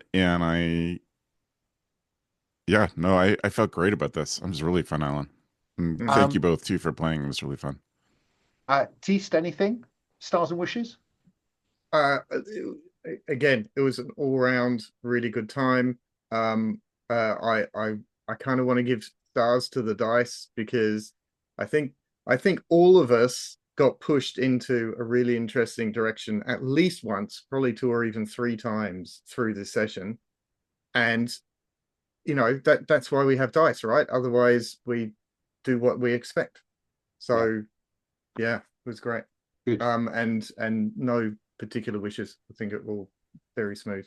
Okay, But Jason? that's a Oh, good star though too, is that at a point when at the point when the dice pushed us, we all just went like, yeah, you know, Hmm. absolutely. nobody panicked. We just thought for a second and went for it. I think that was great. Yeah, I mean, what would be fun? Oh, the dark side would be fun. Jason, any stars, any wishes? Um, I appreciate playing with you again, Alan. It's been a while, It and has. playing your game. It's always a good time. Definitely will be looking for everybody to, on Playable for other games that you guys are signed up for and check you out. I appreciate we got through two operations in 4 hours. That's pretty good pace. We all did a good job keeping things moving. But yeah, about the dice too, and like kind of in a broader sense, we didn't roll a lot of like there's a lot of the middle results. Like we didn't fail a lot, we didn't get sixes a lot, so we're always kind of in that middle. So that was really interesting to see. Because a lot of times when you play this game, you get a lot of intel, but we only had like one intel the whole game. It was Yeah, really I mean, I have to weird. say, I wasn't pushing Intel, because you You should might have have more missed a Intel. few, I but did. a lot of the rolls were ones where if you got a six, you don't get intel, you just get Hmm. Yeah, like more stress release or whatever. yeah, fair So enough. it was just interesting to see how mechanically it worked out. Something else I was going to say. I really liked Travis what you did with your techie. It seems a lot of times when people play tech characters in all kinds of games, I find that they have trouble applying their skills to the stories. Hmm. Sometimes it's hard to get those moments where you can shine, but you found really interesting ways of using your tech skills all through our game. And then Kooth, I'm really glad you were there to have like your talkie skills, because the other two of us are no good at that kind of thing. So like you filled in that gap and you made it really funny and interesting. So I appreciate that, Teast. I think that's it. Thanks. Yeah, I mean, a star really for Teast on the grounds that you chose Deadly, and then the only time it really could have played a part, it was cancelled by the opposition being Deadly as well. You know, life's a bitch and then you die. But no, thank you. Stars all round for the way you threw yourself at this. I increasingly think this game can be quite pulpy. So because that was just that this was Saturday morning stuff. This was brilliant. Yeah. And I, you know, good for you, Travis, for embracing the dark side. It would be nice to see where that character. Clearly, that character has a whole spin-off series coming called Acolyte 2. You know, it's so no. Thank you for that, guys. Is it okay if I post the recording? Yes. Thank you very much. Then I will stop it now.